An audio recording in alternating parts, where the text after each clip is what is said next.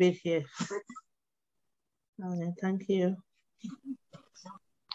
So thank you all for having me here today. And just as our sister just said, it's about mental health. And I was just waiting to see as people were doing their introduction. You know, we're all women in this group today, yeah? It's all women. What's happening in the Cork area? No men? Most. We don't know. No men? Where are the men? Is mental health all about women? Maybe they were not invited. No. Okay.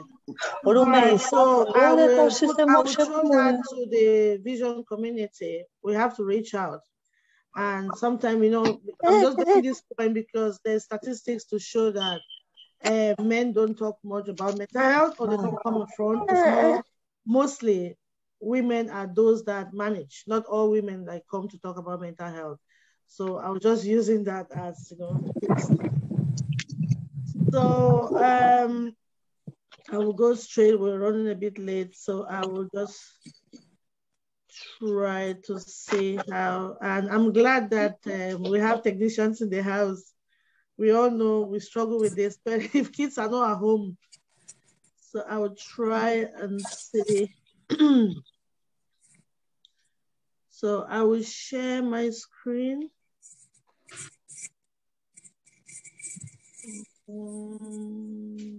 Share. Yeah. Are you seeing this? Yeah, we can see that. Yeah. All right. Oh God, I had to go for a session to learn how to do this. And then what else do I need to do? New share. Okay. So I got the topic steps to good mental health. And I'm really glad to do this presentation because my background, I worked in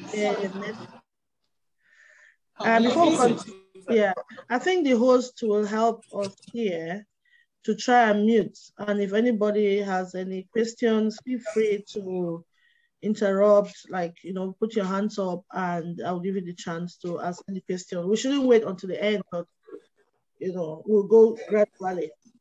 So as I said earlier, I'm working in a mental health institution in Dublin, and for young people under the age of 20, and it's an inpatient unit. So we do have the privilege to work with parents because, of course, if your child is in an institution, hello? Are you getting me? There's a lot of this, yeah. If a child is in a mental health institution, the child comes from a home. So we do work with parents as well. Hence, whatever we do to the children, it's very important that we teach parents as well how to manage their mental health, because if this child is discharged, the child goes back home. And of course, before a child gets to a mental health institution, parents must have tried, or, you know, to do things to manage the child at home before. Yeah, that's why I wanted to talk about. I want to but I found the measurement they gave me, but they said that it's tight measurement. And Doris, how do they mute everything? The whole 5. Hey, Doris, can you mute, please? Let me see if I can mute that. Yeah. This is 60. Yeah. If you look underneath, yeah. see where there's like that's only about 5, 60. Okay. How do they mute everybody? Get that. Yep. No, I'm trying to. Hey, Doris, can you mute, please? Go to participants. If you go to participants and you check down, you see mute all. You mean, yeah. Okay. So, yeah, I want to, I don't know. I didn't do it online, but online is mute her is not on the then her network must be disturbed. Okay, if you go maybe to her name, you can click on her name and you see mute. Okay, Doris. Yeah. Yeah. Okay. Yeah, so I think we're good now. The host will help us, then I could unmute myself. Okay. Can you people hear me? Yeah, we can hear you.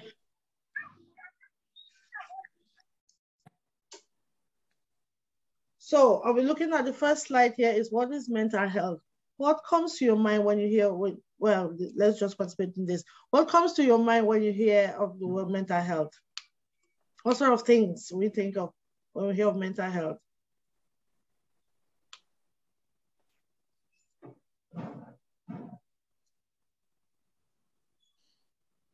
Any thoughts? How we're feeling? Yeah. Yeah. Like sickness, things like that. Yeah. Mood swings. Yeah. On chronic headache or like serious headache.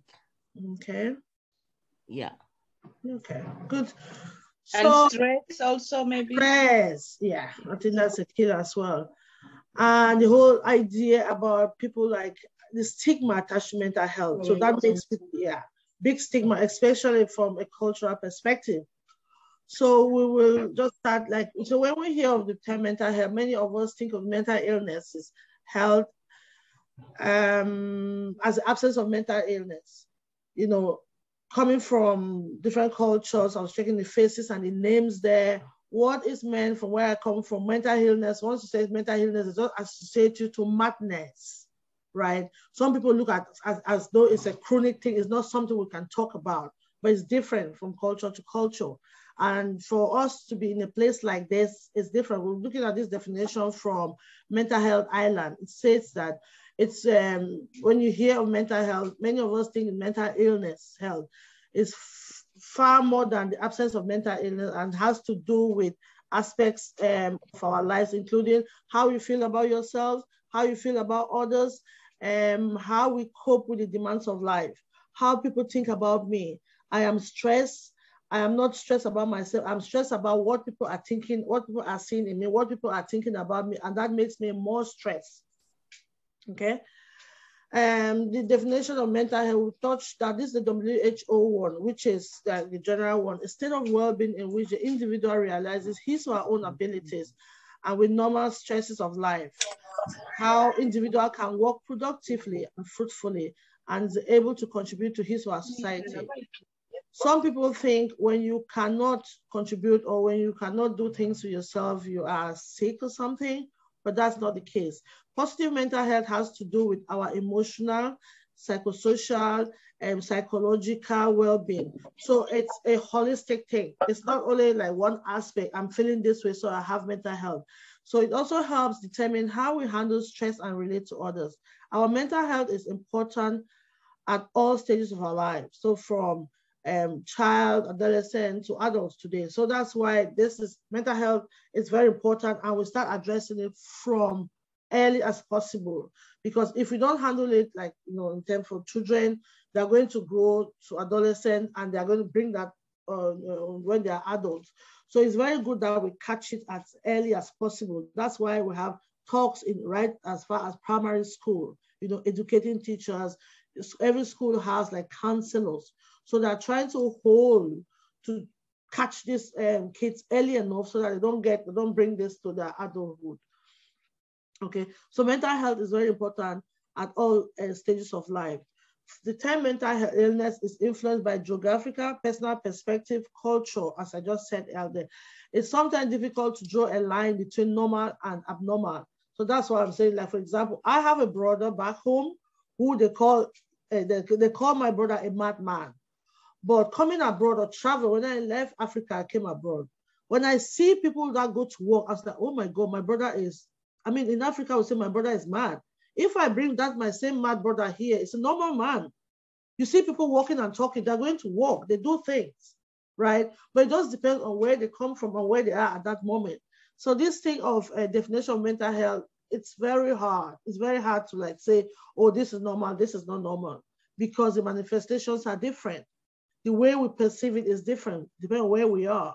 So that my sick brother who is back home up to today, he's madman. When my kids even talk to him, they say, oh my God, mommy, if my brother, uncle comes here, he's normal, because we see people like him here and they even drive cars, they go to work, right? So that brings us to the explanation of it's influenced by geographic, personal perspective, how we perceive it, how we take it. So what is normal for this individual may be abnormal, just like the case of my own brother. I like to use him. He's my brother. I'm very proud of him. He's sick, fine. Unfortunately, he's in Africa. So That's the way it is there. But if I bring him here, he'll be a normal man. He will get a job. So it's very difficult to draw a line of what's normal and what's abnormal. It's subjective. Okay, that's why the treatment can be very different. So you could go to your GP today and you say, oh my God, all you need is rest, right? All you need from your presentation, what you've told me, all you need is rest. But the other person may come and they may have medication. You will not say, oh, why did they give this person medication and not me? Because we're all different. Our manifestations are different, okay? So why are we doing all of this? We are starting with this to bring us gradually on how we can help manage ourselves, because there are many treatments, there are many approaches to treat mental health.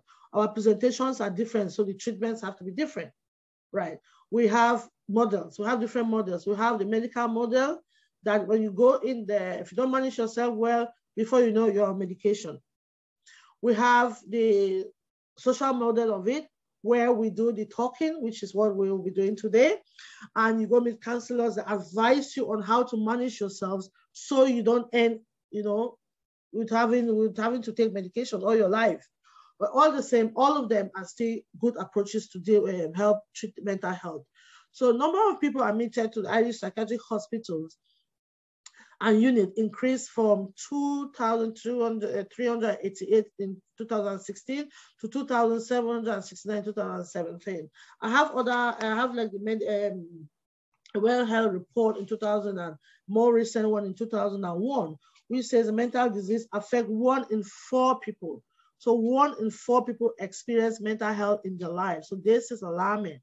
So if you look at where we are today, I don't want to be one of them. I don't want you to be one of them. I don't want your family, I don't want your child to end up in a mental health institution. So that's why we are doing all of this. Equal portion of, they say, in this study say that equal portion of male and female admission and divorce, highest rate of admission. So divorce is a big thing. When people divorce, you know, stress and all of that, children, and before you know, one of the partners, you know, end up to be sick or so, and in most cases is a woman. And we have to ask ourselves, why me, or why is it me? You know, because there's evidence here that women are those who carry problems, burdens, all the children, all this, what will others say about me? But the men, they have all of this concern, but they are able to mask it. They move around, they go back to the normal thing, they go football, they hang out with their friends, and we are there at home crying, and that has not helped. So equal portion of male and female admission, divorce, highest rate of admission. Common treatments involve cognitive behavior therapy. I hope most people in the house have heard about it. So cognitive behavior therapy is a psychosocial intervention. So psychosocial is like from the word psychosocial.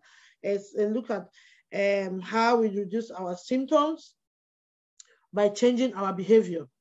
So if in the past, when I'm stressed, I disassociate with people, I isolate myself, or I self-harm, or I go into alcohol. So we are looking at alternative positive coping strategies. If I did this in the past and I got this result, what can I do differently so that I don't get the same results? So, because as the saying goes, if you keep doing what you've already done in the past, you keep getting the same results. So with the CBT approach, they try to look at how you can manage yourself. Because of course, if you're feeling good in yourself, if you do things that you like to do, you'll be happy. If you care for yourself, you know, you improve your mood, your own confidence, and will change the way you act. So if in the past, when I'm distressed, say I had issues at home, or my child stressing me, or at work, and I self-isolate, I'm not associating with people, I get into alcohol, and long-term, 3 years down the line, I'm in the same place. If that did not help me, so with CBT, they're looking at what things can you do with yourself to change the way you feel, because there's evidence to show that if you feel good, you're going to act in a better way, right? If you feel good in yourself, of course, you want to go out. You want to socialize with others. And when you're socializing with others, that thing that was keeping you in the house, at that moment, it will be out. You'll be thinking about happy moments, happy things, and you want to be out there with your friends. So we have the CBT approach, and of course, we have the medication. The ECD is the old one. Those who are in the medical field, they know what I'm talking about. It's very painful treatment. And you have the psychosocial intervention, which is designed to enhance an individual's social and psychological functioning, mainly for people with psychosis and their families. So that will look at the CBT again, preventing relapse. So if you've gone through stress, we're trying to hold you there. We don't want you to go back to where you used to be. So how do we hold you? We hold you by teaching you to unlearn the behavior in the past. So you try to unlearn that bad coping strategy. You know, some people, as I earlier said, some people go into alcohol, some people go into withdrawal. You stop doing what you used to do. You start acting on your children, avoiding, and all of that. Your self-care goes down. And before you know, they say, oh, I'm depressed. And you start, like, you know, most of them, once you're distressed, you go into that, your dark place. So with all of this, that is psychosocial intervention, we want you to bring the change into yourself. So we give you skills, we teach you skills, so that in your own self, in your own house, in your own moment, when you ever feel distressed, overwhelmed, you can say, oh my God, what did I learn there? What do I want to do with myself? Where do I see myself? I don't want my kids to be like me. I don't want my kids to see me suffer. I don't want my kids to see me in this dark place. What can I do with myself then? So you unlearn that bad practice. You unlearn by doing more positive coping things, more positive things that can help you. Okay? Any questions so far?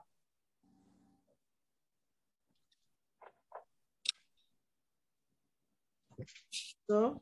Okay. So has anyone gone into like experience or used this CBT approach before? Have anyone gone to see a counselor? Has anyone, is anyone's child gone to a school counselor before?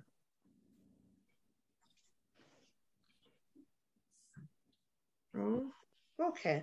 So I mean, if you go like, if you visit a counselor, the first thing they want to talk through, they want you to explain how you feel, and then they want to teach you alternative ways to manage your distress. So that's the idea. Okay. So that brings us now to my baby, which is the decider skills. So this is just an approach. This is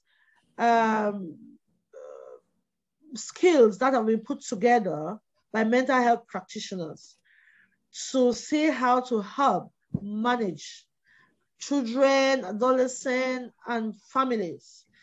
So what we do is, or what we were trained to do, is to give people, you know, like a technician going out. Let me start with a builder. When they are leaving the house in the morning, they go out with their tools. They don't go to the workplace before run to be on queue. You get me? So if you're trained to be a plumber, you get your tools ready. So if you get a contract, someone rings you that they have a broken pipe. What did the plumber do? All you need to do is jump out, you have your tools in the back of your car, and there you go.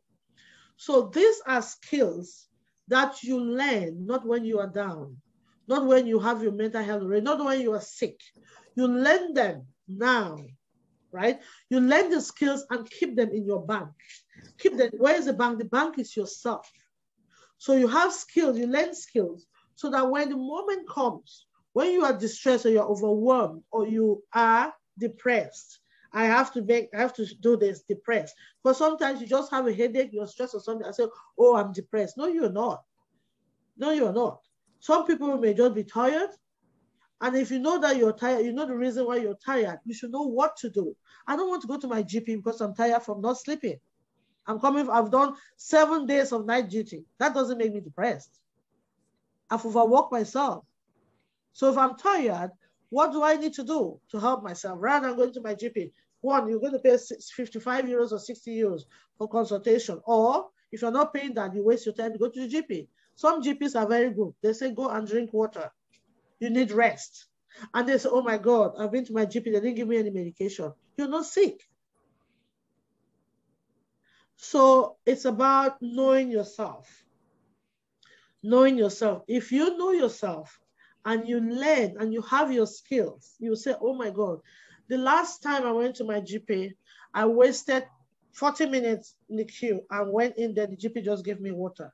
So what can I do with myself at home?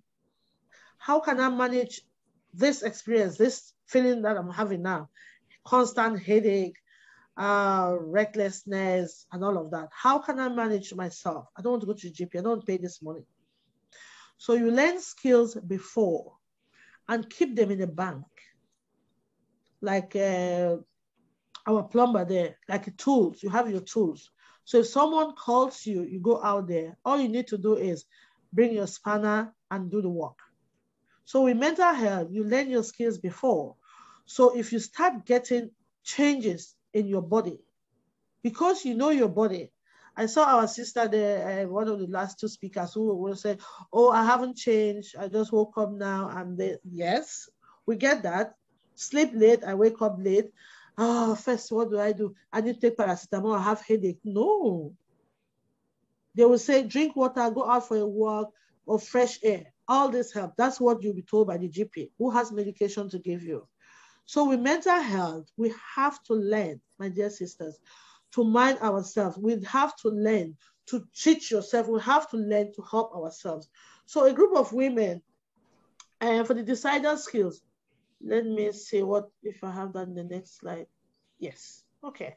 So overview of the presentation, the decider skills. So two German women came together and put skills out of the demand in the society. Demand of adults, especially in the mental health service. Adults come like, there's laws. What did you do? I didn't do anything. I was this. Here I am now. I'm on medication. So they came together and put out 32 skills. 32 skills. This is not like if you know all the skills and practice them, you're never going to have mental health. No, they're not saying that. They are saying that try to familiarize yourself with these skills, right? So that whenever you are faced in a situation, all you need to do is remind yourself, oh my God, what did I learn last time? Oh, the stop skill. How can the stop skill help me in this situation? And if one doesn't work, you have the others to try.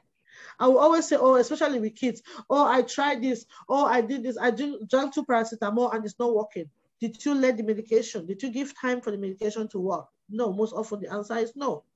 Did you give yourself time for your body to get used to the change? No, we are always rushing.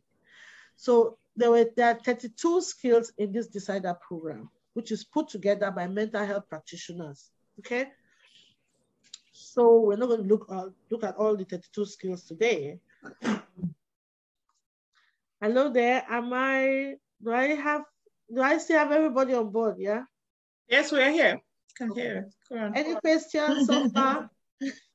Because I'm not seeing the faces. Any questions so far?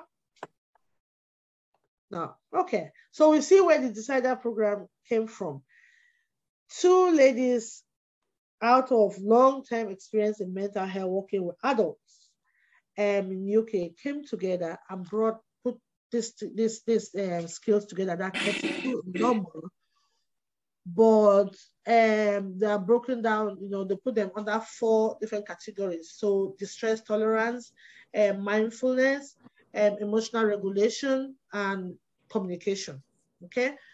So I have the Decider manual developed in 2010 by 2 cognitive behavioral therapists, Michelle Arias and Carol. So the names are there. If you Google them, they're German women, but they've had long experience in UK. So it's evidence-based, so they tested it and it's worked for people. So we're all trained, and the training, I'm going to link Jane. Anybody who is interested could get the training. Good, okay. So it initially started in the adult mental health service in response to an identified service need for an evidence-based skill group like this one. So just as I said, there's been a lot of struggle in mental health and everyone was focused on medication. And they said, no, we need to cool down here. We need to start with this talk therapy. People have to learn to be able to manage themselves before they get into the need for medication. So it can be adapted to the range of services setting. So we actually do this with kids, adolescents, and with adults. So with kids, we have like different language that we use, and we try to make it very fun with kids. We do drama, and we let them enjoy interactive learning. So the decider skills are based on the combination of cognitive behavior therapy, which is CBT, and dialectical behavior therapy, the DBT. I hope people are familiar with it. So the whole idea is to help us change our behavioral patterns, just as I said earlier. Because if you keep doing what you always done, you will keep getting the same result. So if in the past, you know, some people we hear of suicide, self-harm, people getting into alcohol and drugs because they cannot manage their mental health. So we are saying that if we can change, if we can make you change that approach in the past, the way you used to manage your mental health in the past, and give you positive coping strategies, that will be better.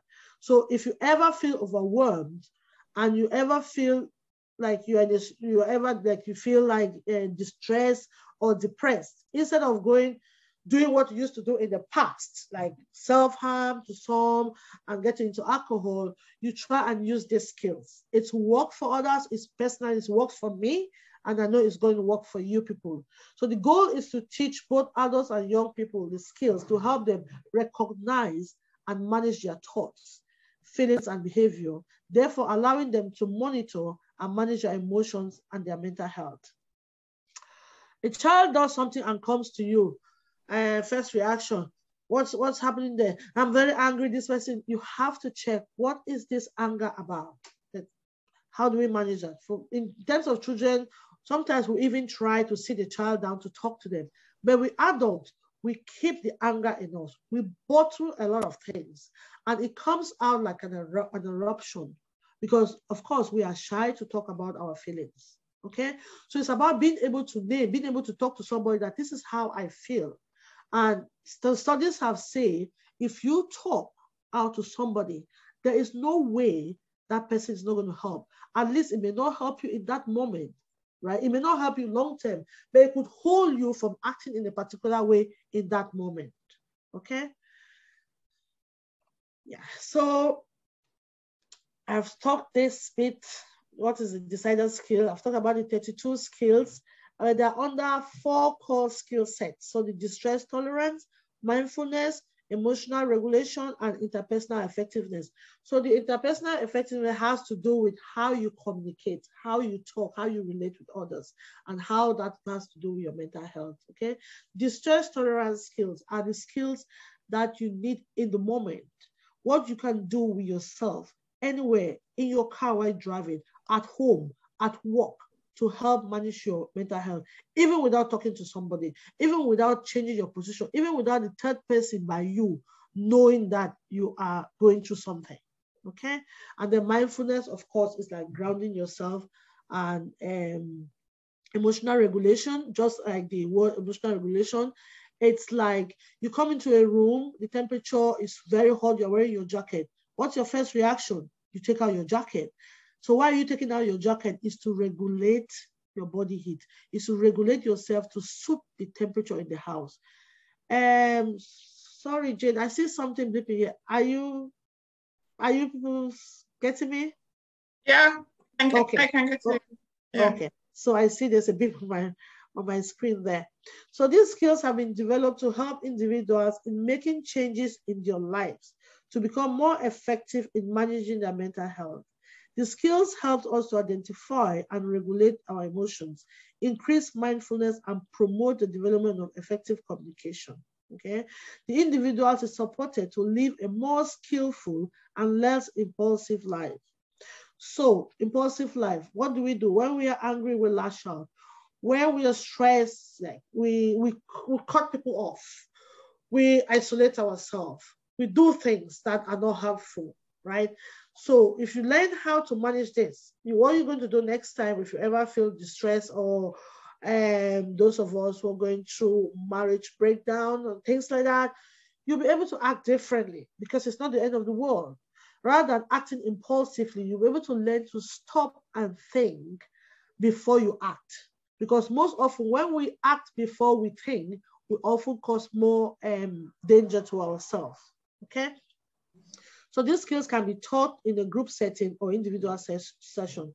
So before COVID, like we do run community groups, like what we're doing now, the visual one, face-to-face, and we actually go to schools or individual one-to-one sessions. If you meet a counselor, you sit one-to-one, they pick one a day, and you actually do homework, because I'll be asking people how they manage their mental health, how they use skills when they had they were distressed or so. So it's worked in Ireland, it's worked in UK and Australia, and so hence that's why we're promoting it. Okay. So on this page now, I have the different skills. So I hope everybody is seeing in their screen there. So we have the 32 skills under the 4 different categories. So distress tolerance, mindfulness, emotional regulation, and interpersonal effectiveness. So you see there, accept and change. So there are things that we actually have to, as adults, you have to know them, right?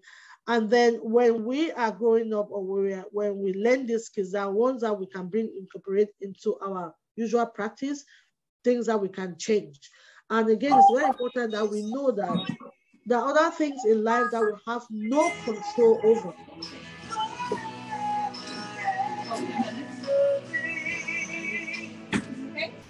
All right.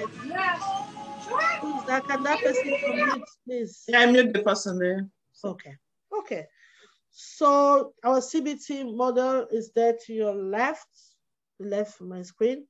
And as we said earlier, this has to do with your thoughts, your feelings, and your behavior, and the whole visual cycle, how they're all connected, okay?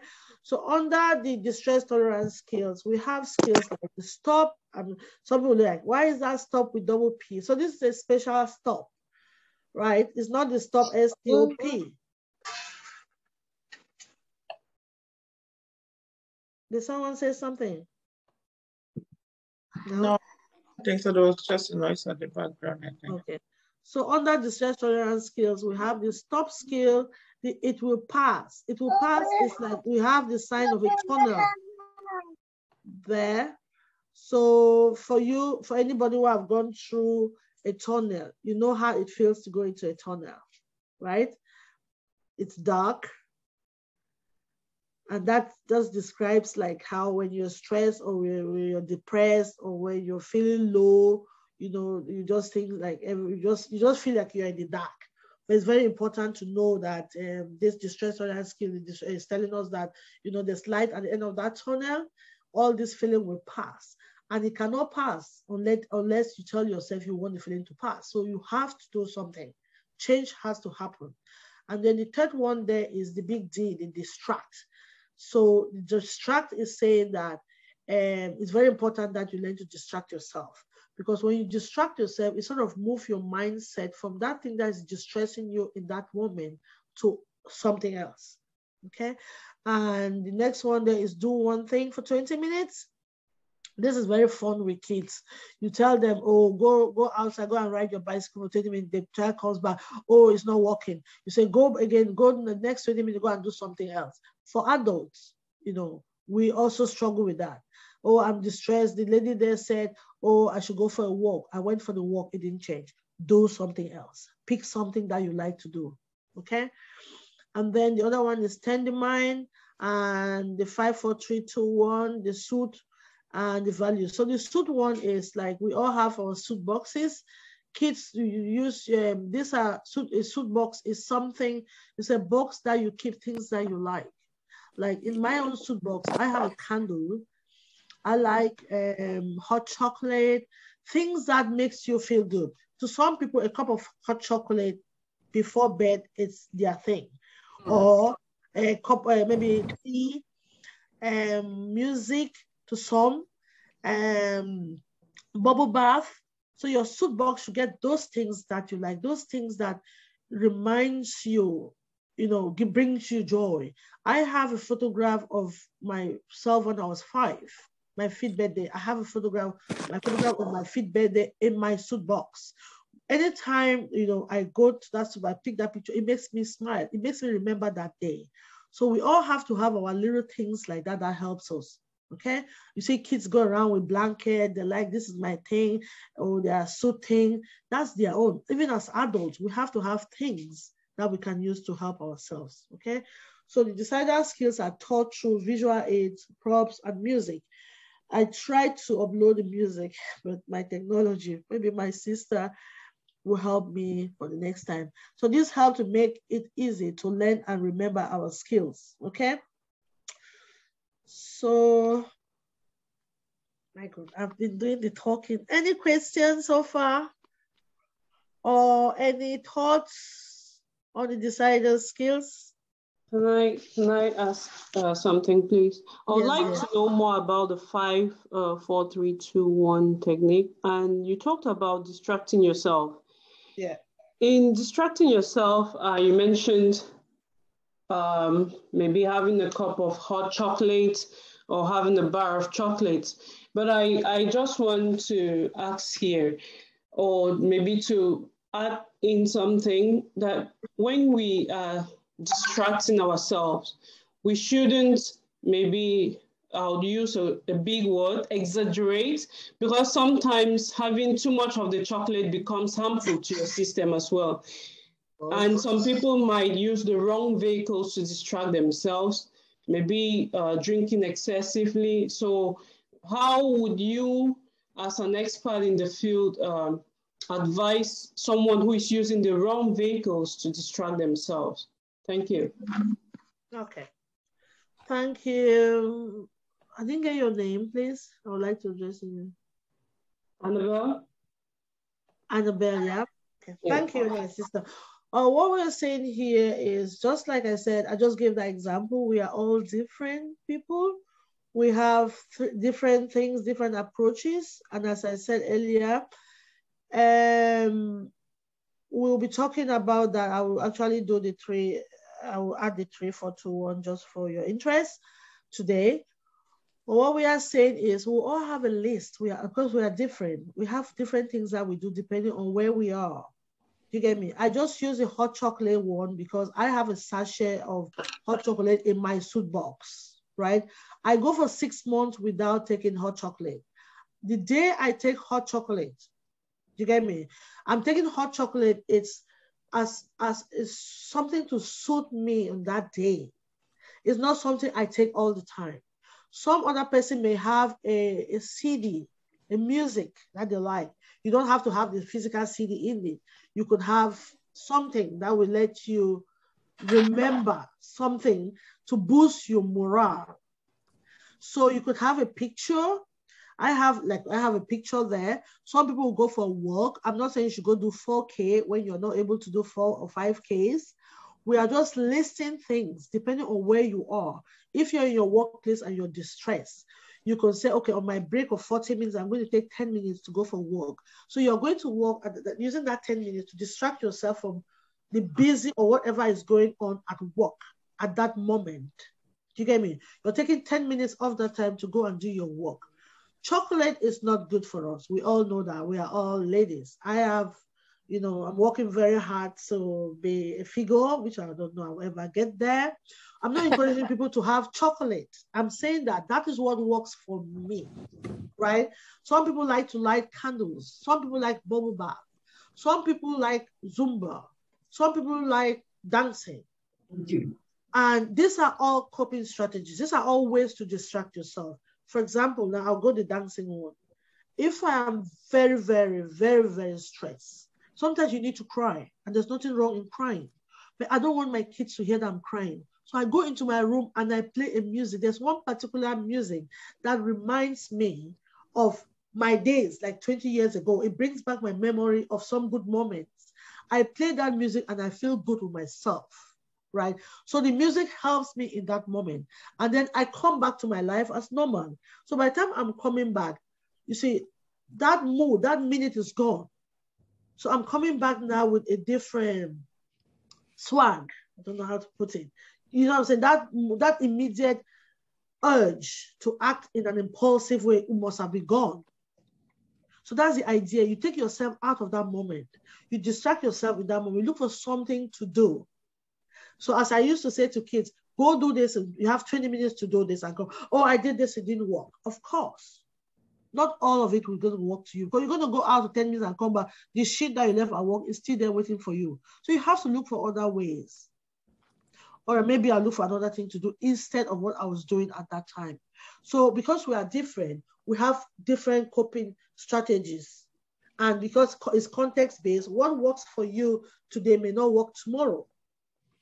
So that's why our stop, I'm going to come when I'm defining the stop. Our stop there has double P because the last P is for practice. It's practice what worked for you, what worked for others. You're not practicing what did not work.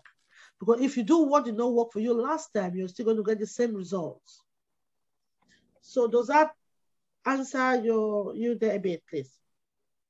Yes, thank you so much. Okay, okay, so to explain all of this, I decided to put this life jacket metaphor.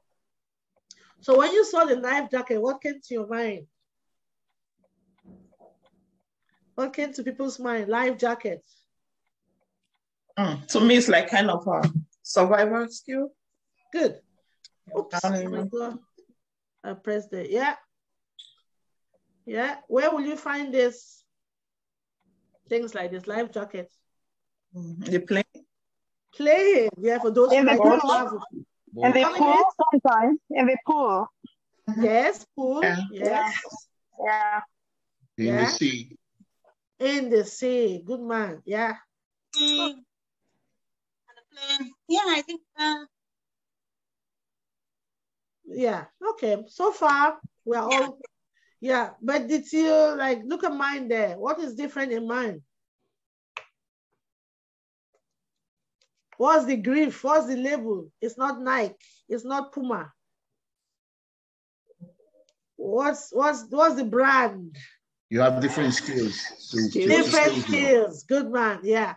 So this is a special life jacket. So the idea, of course, we have it in the airplane, we have it in the sea, and if you go on the flight, before the plane takes off, they tell you about where the life jacket is, and they demonstrate to you how to wear, how to use the life jacket. They don't have it pumped for you. They tell you what to do. So life jacket method, it's a picture, a representation of, gives you the client the framework to help them describe their distress. So it's pumped. So in this one, I'm saying that the life jacket was not inflated before. You have to pump it up. So with the 32 skills, I'm saying that the life jacket is out there. You have it. We're not going to wear it as a yellow life jacket. It's not the one that they tell you in the plane that you take it, you wear it, you tie the strap, and you have to tie it tight because of this, and you have to blow air into it before you jump out. So in the deciders training now, I'm saying that the life jacket is there for you to pump it with your skills. Yeah? So you have to be ready. It's like the builder, it's like the plumber with the toolbox. He has to go to B&Q and fill his toolbox. So when he has a call, he's ready to go. So you have to pump your life jacket. It's invisible, it's in you. You have to learn the skills. So when you're depressed or when you're distressed or you're ever in a position where you are struggling with your mental health, you have to shake yourself up and say, oh my God, I learned how to cope. I have it all. So I should be able to use it now. You don't have to wait until when you are waiting for your appointment, or you have to be in your GP, or you're having admission in St. Vincent's or one of those institutions. Then you say, oh my God, what can I learn? No, at that moment, you are struggling. Your mindset is not the right one to even understand what I'm talking about or what the therapists are talking to you about. All you want is, oh my God, just give me this medication. And even it's 100 pills, you're ready to take them because you want to get well.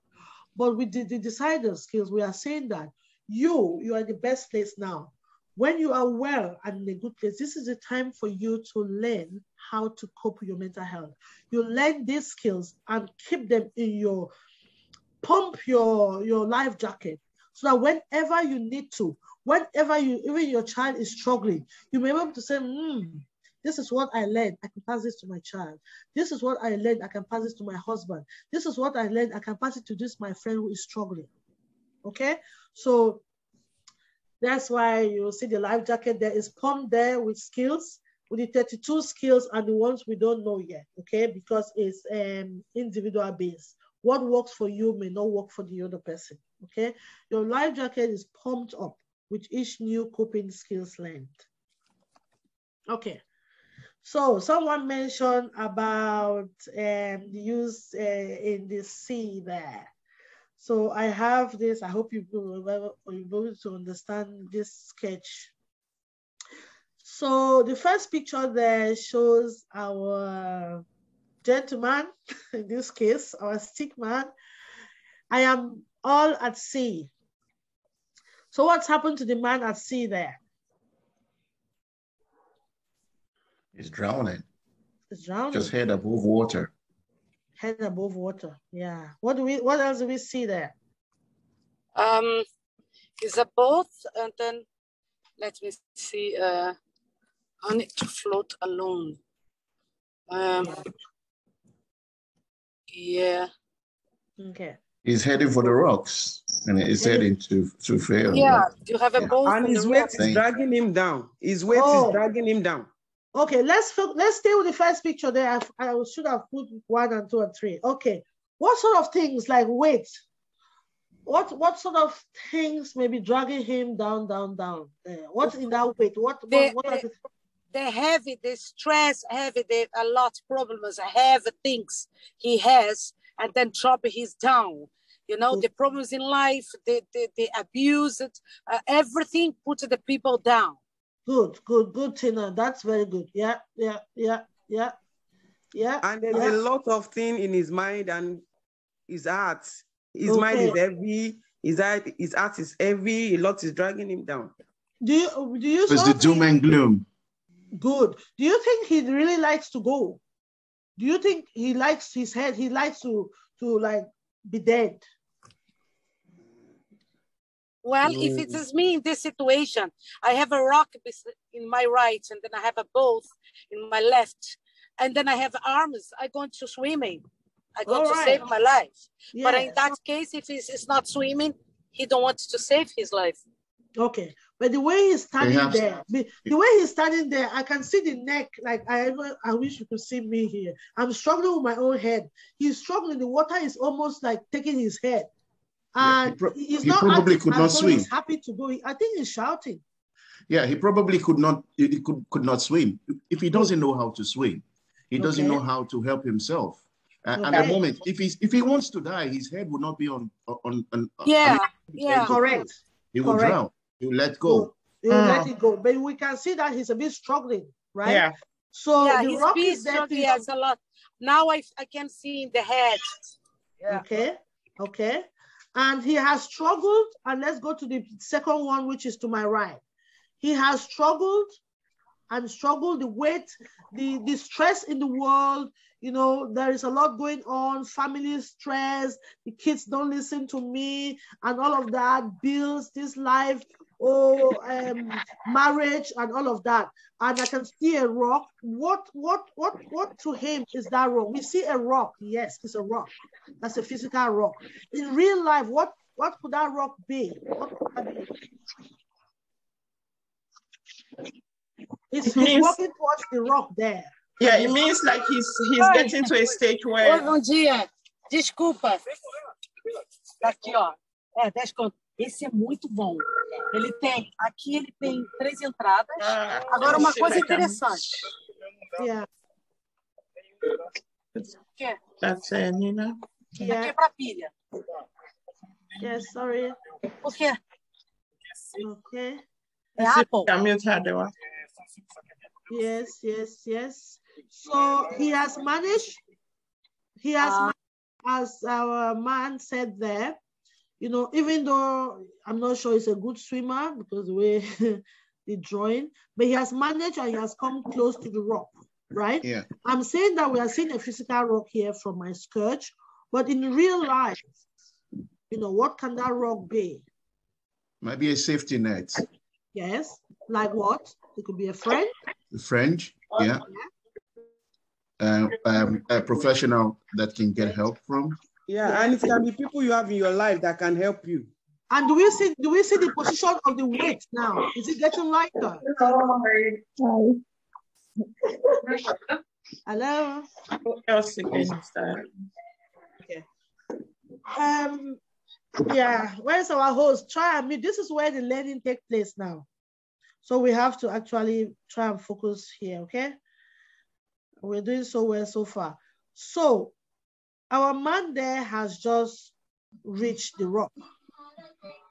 So the rock, as we said there, could be a friend, could be a professional.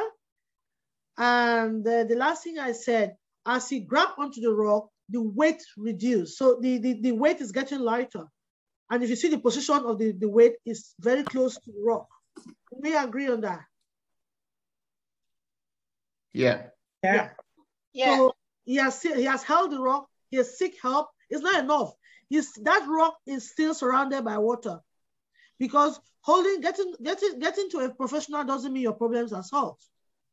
Getting to a professional doesn't mean your bills will be reduced. Getting to a friend doesn't mean all your problems are solved. No. So what next?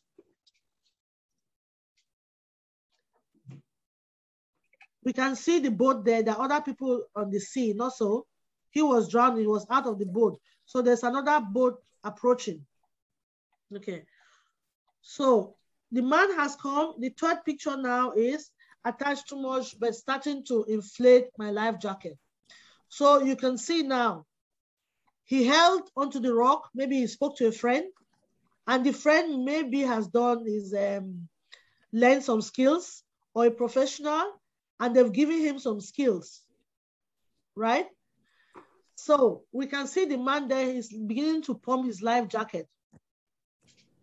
It's not just a stick now. They've added something. So we are on the third picture now to your right. He's at the rock. He has spoken to somebody, and he's beginning now to pump his life jacket. So he's back in sea now. But he can handle himself better. And that is the same with the fourth picture, third down. Now he's back on the sea. His head is a bit up. Because you go see your GP, you're going to go back home. You are going to go back to the real life. You're going to face reality. So that's him now approaching the boat. He must have shouted for more help. He has made more contacts. He has spoken to more people. He's on the boat now with others. Life is better.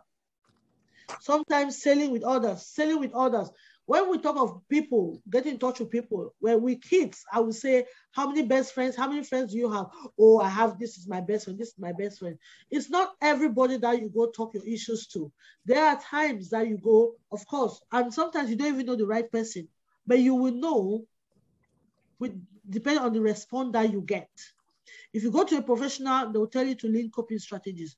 If you go to a friend, if it's a good friend, and the good friend doesn't say, learn positive, if the good friend is still bringing you down, it's still bringing you towards the negative approach, which is what you had before, that's trying to make you to drown or to feel more bad, then you know that's not a real friend. You jump to the next one.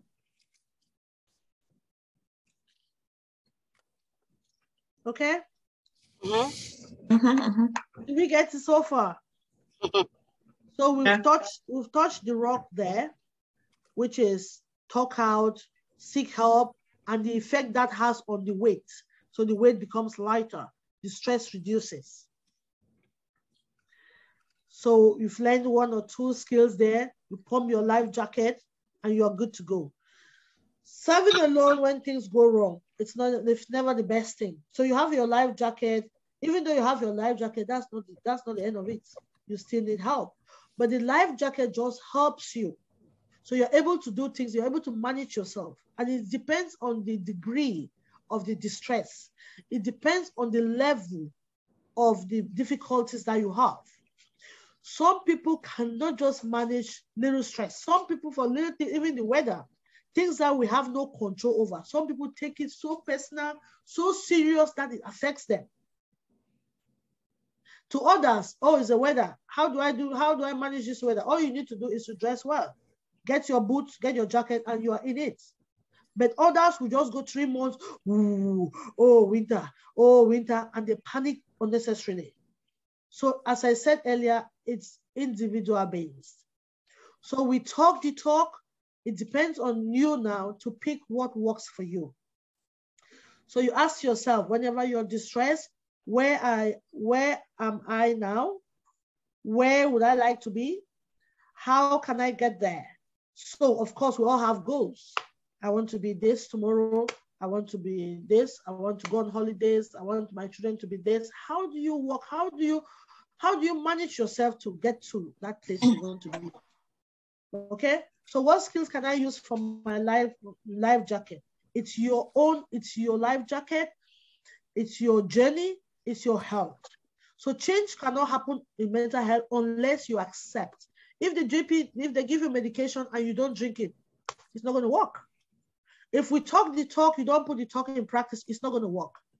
With kids, before you say, oh, I will bring my son, you have to take this medication, stand and drink in front of me. But it comes a time when you will not be able to do that. So we have to learn that change, it's in our hands. Okay? Any questions?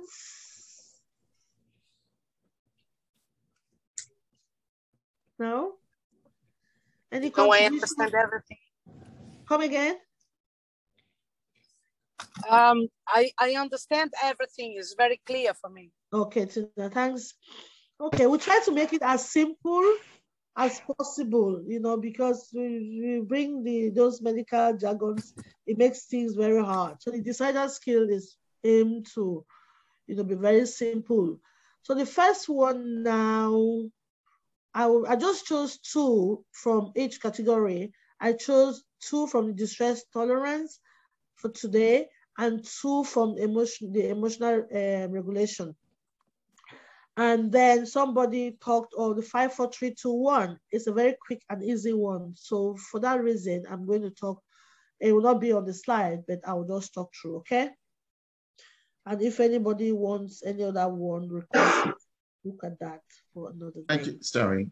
Yes, Can I just ask you, and your thoughts on, I mean, you would find, I suppose some people would have seen others at one time in their life, or, I mean, there are some people, you know, they kind of tap their skin or use the rubber band, you know, and technique. Yeah. Which kind of, I mean, I've seen someone like kind of, what's that for? Is that for stress? So yeah, I'm always stressed. So I kind of always use that technique and it kind of help. What's your thought on that? And how do you think that can actually help? Yeah, I think the rubber band, I use that as well. The rubber band is those, especially for those who self-harm, they will tell you, I need to do this because the pain, I want to feel the pain, right? So if I feel the pain, if they feel that pain of cutting themselves, it gives them, they feel good in that moment. So I will tell them, instead of doing that, because when you cut yourself, you know, you're destroying yourself, and that pain in that moment, it gives you the satisfaction in that moment, but it doesn't cure, it doesn't solve the problem. Because after that moment, you are left with more problems. You're left with cuts, with wounds all over yourself or your wrist, right? The problem remains. So instead of cutting yourself, you can still get that sting. They'll tell you mental health that it doesn't give the same feeling with the cut, because one with the cut, they cut themselves, they see blood. To some people, they'd like to see the blood. That satisfies that, oh, it's like I'm punishing myself, I've hurt myself to the extent that I can see blood. Some don't see the blood, but they just enjoy that cut. So with the rubber band, if it's tight, it stings you. So instead of cutting, you get pain in a different form. You know, it doesn't walk the walk, but it's an alternative to cutting. So we have that, we use a rubber band, and we also use ice. So cold ice. sometimes you feel like actually having that pain. Instead of cutting, wounding yourself, you put whole ice in your arm. It gives a sting, but it's not the same. They will say it's not the same, but it's an alternative in that moment, because with distress tolerance, we are looking for what can help you in that moment, because 5 minutes after that time, that urge is gone. Do you get me? If you distract yourself, that it cools that urge in that moment. It distracts your mind. One, to even leave wherever you're sitting to go get ice.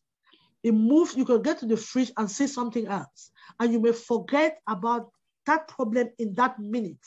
So even if you have to come back, your thought brings you back to that problem, you may have a different way to react, not by cutting. So it helps distract, and it gives you a different form of pain. Martin, do you get what I'm saying here? Yeah. Is it Martin? Yeah. Yeah. So the rubber band doesn't replace, it's just another way for you to feel pain. So we want you to feel pain to satisfy that urge of yours in that moment without you physically cutting yourself, if you know what I mean. Yeah. Yeah. Does that, it's very hard. That's why even if you put 3 young people or 3 adults who are have the same diagnosis, their way, their approach, and the way they're going to manage that urge will be different, because we are all different, and they've learned different coping skills, and they will say what works for you, practice that next time. So if you come around, you see them holding handband, some will still have the handband and they still go past that because they want something deep. And it all depends on the pain they are going on, the pain that is going through them at that moment. That's why, before even running to seek help, it's good that you learn to manage yourself before you get to that part. That's why the whole thing about getting your skills beforehand is very important. So some people leave it too late. And because mental health is what it is, the whole stigma around it, parents hide it, your child start acting, instead of seeking help early, you leave it until it's too late. So by the time you shout for help, the child has already gone through, the self-harm, the cutting, and it's part of them. Then you come to professionals and you want a quick fix. It's very hard. It's very hard. That's why we're saying that if we catch it early enough, it's better. It's better. That's why I actually enjoy working with kids rather than adults. Because by the time you deal with adults, it's like they'll say, oh, I've tried this, it didn't work for me. I tried this, it didn't work. But when did you start trying? When did you start helping yourself? Okay. Sorry, Esther, I have a question. Yes, I just want to say, with us with children, how do we pick those signs early? Okay. What are the things we have to look for? Okay. We have young children at home. Okay. To know if they are facing any challenges and all that. Yeah. The first things first is the good thing is that our children is know your child. So know your child. Know your child is very important. You should be able to know when a child wakes up tired from not oversleeping, or the child wakes up and says, I don't want to go to school, and you mother just say, oh, you're tired. Let the child tell you why I don't want to go to school. We have to listen. We have to have our 2 ears. We have to have our eyes on our children. If you know that this child wakes up every day, 7 o'clock, jumps downstairs, gets breakfast, the day the child doesn't jump to get the breakfast before, check what is happening. It's our duty. Check what is happening. Early warning signs are very evident, but sometimes we ignore them. And then you look at the child and you look at yourself. A child goes to school and come back. You check with the child, how was your day? As the child jumps into your car, catch the child in the moment. How was your day? What happened in school? Mommy, I don't want to talk about it. Okay, that's fine. Get home, do your homework, go back. What's that thing you told me you didn't want to talk about it? Did something happen in school? And try to address it. Don't just ignore. Before you know, something happened in school. The next day, the child said, I don't want to go to school. And you say, oh, maybe it's the weather. Or it's my day off. Maybe the child should just sit. At that point, whose needs are you meeting now? Do you want a child to keep you company at home? The answer is no. The child should go to school. So check. It's very important that we know our children. Sit and talk with them. Don't threaten them. Don't say, oh, if you don't tell me, I'll go to school. No. Sit down, have this conversation. Know your child. Know their routine. You know when their routine start changing. When a child stays at home, your child used to go play with John and Mary down the road. Your child used to do their homework, and immediately after homework, he or she leaves the bag and is out playing in the green. The day your child doesn't go to play in that green, question yourself.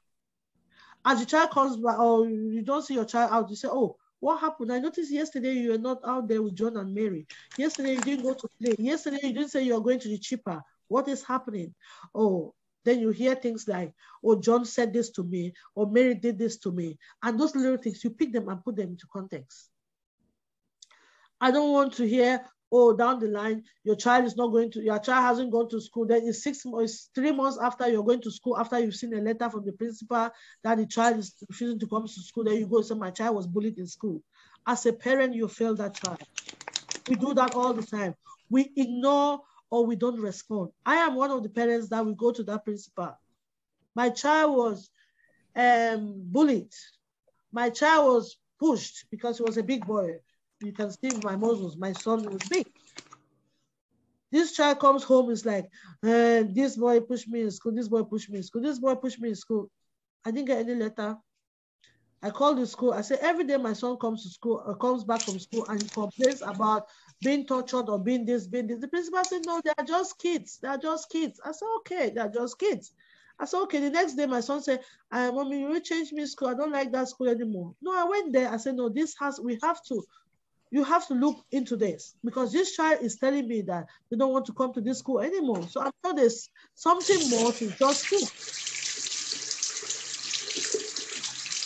Then the school now looks into it. They will call parents now. They'll call the parents to come into school when the child reports something. So my child came to school one day with a bruise and I went to school. I said, Principal, you are joking with me.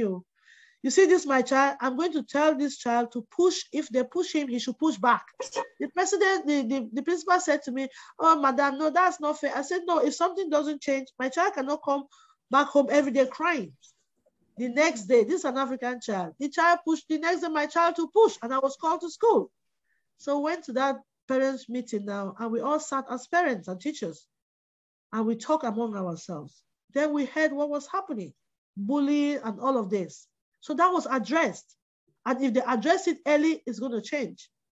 So as I was saying, Jane, to answer your question, it's about watching, be observant, give ears to your kids, let them talk, know your child, know when things start changing, and address it there and then. Okay. We find, yeah, that's the key, because if you don't know your child, you will not know when things like change. If you know that this is your child's routine, once the routine starts changing, you have to question it. When your child now used to eat their dinner and finish it, when that child stops eating their dinner, you have to address it. There's everything going on now. What's this new fashion now? Eating disorder. That's the new one. How does it get to when you say your child has lost 5 kilograms? Where were you as a parent when the child lost 1? Where were you when the child lost 1? So we don't wait. We don't have to wait until when the ambulance is on the way, then we stand up. We have to start from the very beginning. We have to be observant. We have to know our kids. And these skills we are learning are transferable. If you go to a house and you see this my stop sign on any fridge, you know that child is attending camps. Yes. So you teach the child, you teach your child the skills, you advise them, and you make sure you follow through. When you tell a child not to do this, you yourself as a parent, you shouldn't be doing it because you're confusing the child. My mom is telling me to go to bed early because I'm tired in the morning, and yet my mom stays up till 2 a.m. watching movies, talking on the phone, Facebook. and all things. I'm not saying you shouldn't watch, you shouldn't go on the phone. I'm not saying that. But what I'm trying to say is that we should be good role models to our kids. So if you're a good role model, when you are transferring the skills, when you're teaching the child something, they pick it. Okay? So Jane, does that answer you a bit? We're going to come to that again. Yes, I can see somebody's hands up here. Patience. Patience, do you have any question for us? Oh yeah, yeah. Thank you for this opportunity. My name is Patience. I just wanted to ask a question to Esther. I just want to go back to the rubber band issue. God, yeah. Sorry for going back there. That's all right. You said about the calming measures, like you can use ice or can use the rubber band to stop the person from hurting themselves.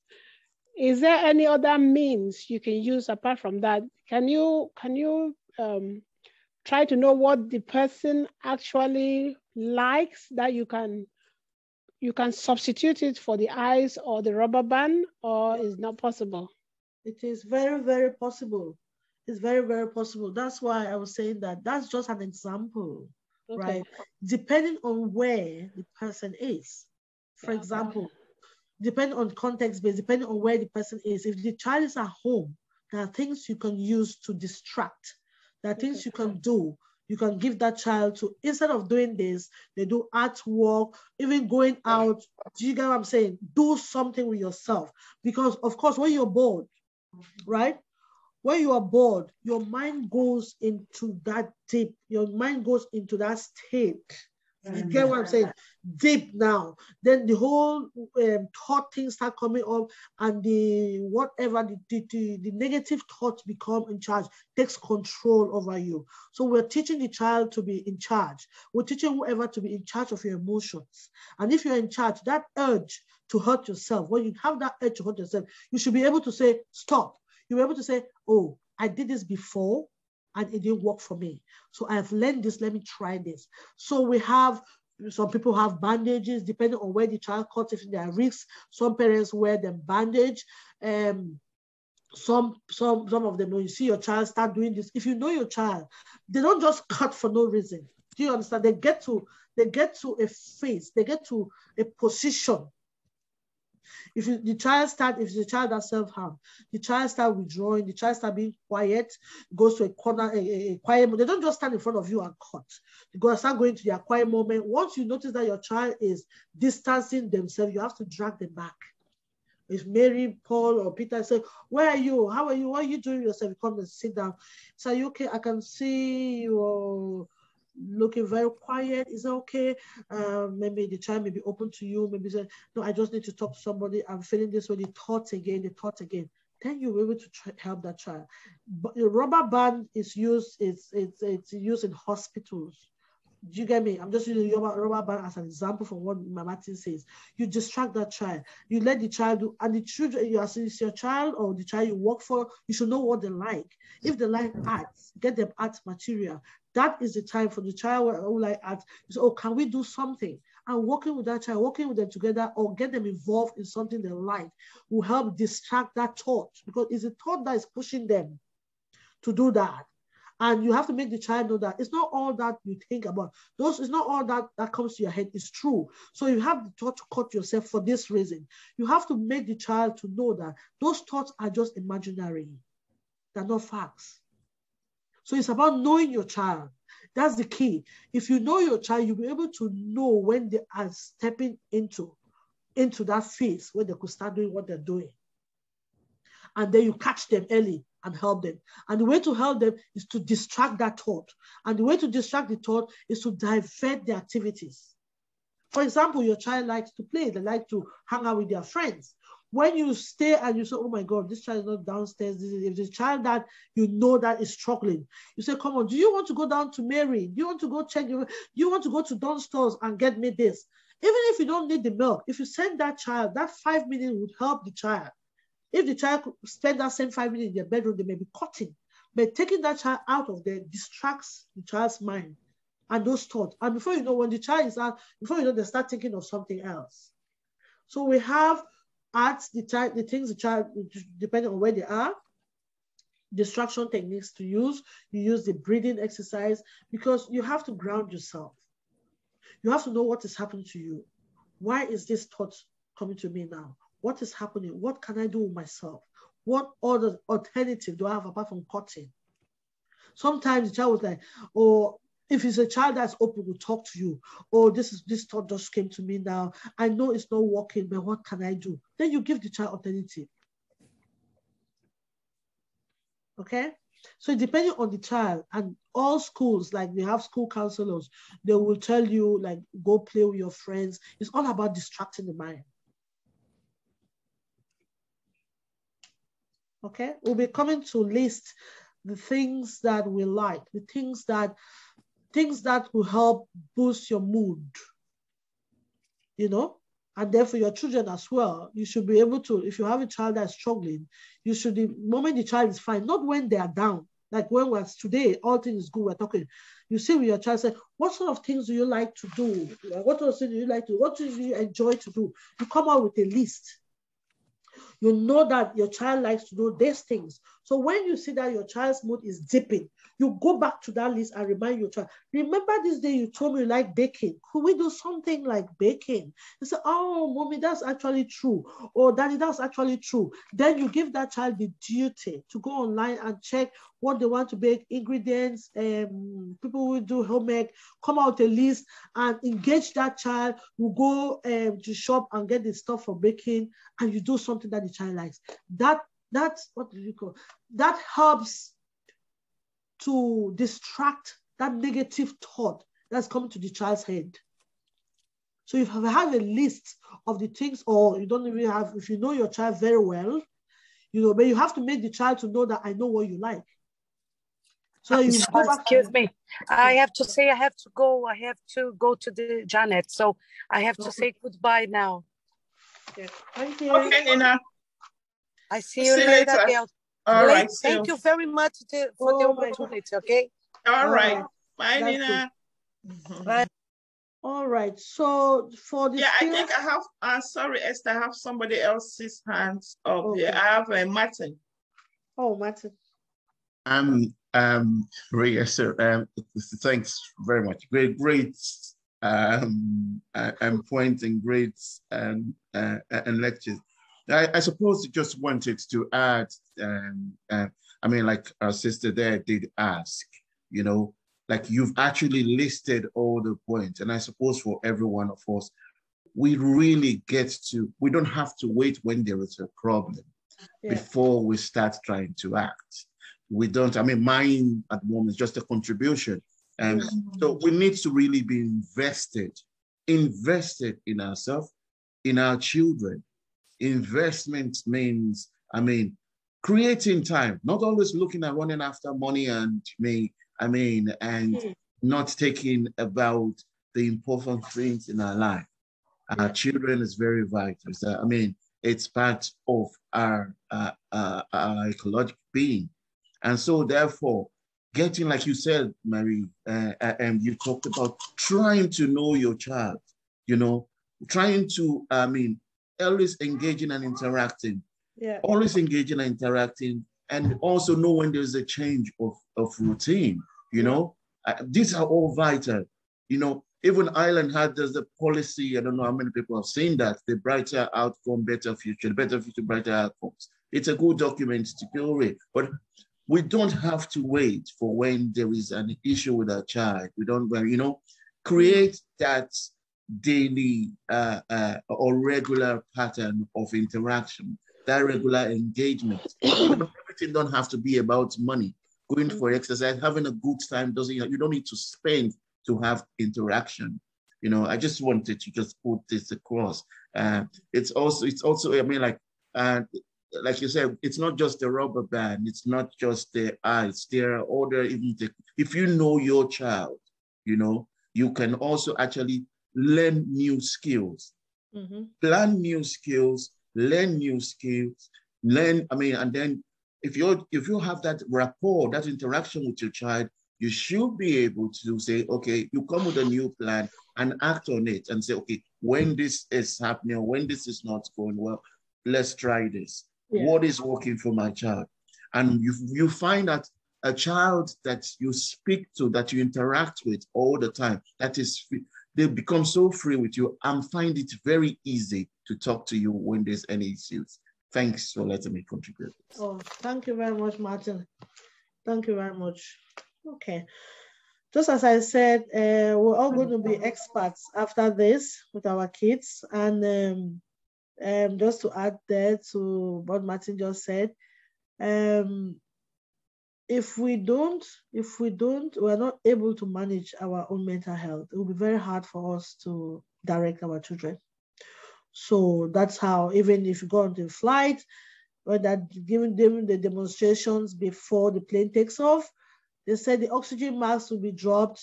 You have to help yourself first. You have to put yours before you help the child, even your baby your child that you love so much. You have to put your mask first. So as parents, it's very important that we are able to educate ourselves so that will be easy for us and will be nice for us to pass the learning to our kids. Because you can't be telling the child something like stop and learn this, or if you yourself are not able to stop. Okay? All right. On that note, we'll go to our first distress tolerance skill. So this is the first skill, and if there's anything, and if there's one skill that we have to take home today, if there's only one that you have to learn from the decided skills, is the stop skill. So it's being able to stop yourself, okay? We all know, of course, I suppose we're all drivers, or we've all been in a car, been driven. So what's the first reaction when you get into your car? What do you do first? Seatbelt on, right? And you take off. What happens when you're driving? You come to a stop sign. What do? Do you stop or you go? The traffic light is red. What do? You're driving. What do you do when you come to the traffic light and it's red? You stop. Why do you have to stop? You have to stop because there's danger there. Ahead, if you continue, you might collide with another car. Good. What else? Cars, who else? Pedestrians might be crossing. Pedestrians may be crossing. Good. So why do you have to stop? Why don't you just go and crush them?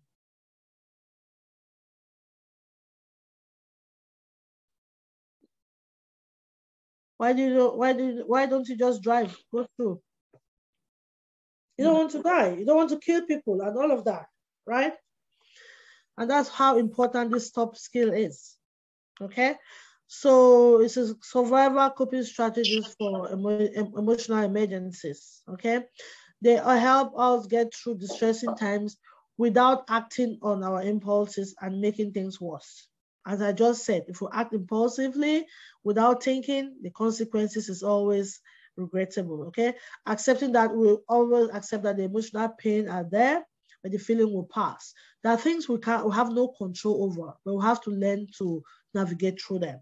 So the first skill to learn is a stop, which stands for STOPP. As I said earlier, this stop has a special P, and the P at the end is practice what works. So this makes this different. Listen, ladies and gentlemen, Mr. Martin in the house. This is the best skill that kids get it too well. And I want to tell you people that when I was working in camps, two parents were home, they were fighting. And this child ran to the fridge and took this sign from the fridge and shouted to the parents, "You people have to stop," right? So I had the child in a session like 2 days after, and the mother said she did not know the importance of this until that day. The mom was like, "Oh, this and this," the fighting continued. The child was screaming and all the child was shouting, "Stop, stop, stop, stop, stop." When they eventually stopped, the child told the mom to take a breath. What is happening with you? You don't have to fight. This is like, this child was like 9, told the parents that you people don't have to fight. So this child practiced the skill that the child learned when the parents were fighting. So it's not only mental health. So I'll explain to you what this child learned. So the first skill, as I say, is stop. Stop stands for stop. As you have to actually physically stop that you're driving, you come towards a red traffic light. So you are overwhelmed, you are emotionally distressed, or things are not happy for you. Instead of acting out or doing those things you used to do, you have to stop. Ask yourself, step back, say, take a breath, give yourself a time, observe what has happened to me.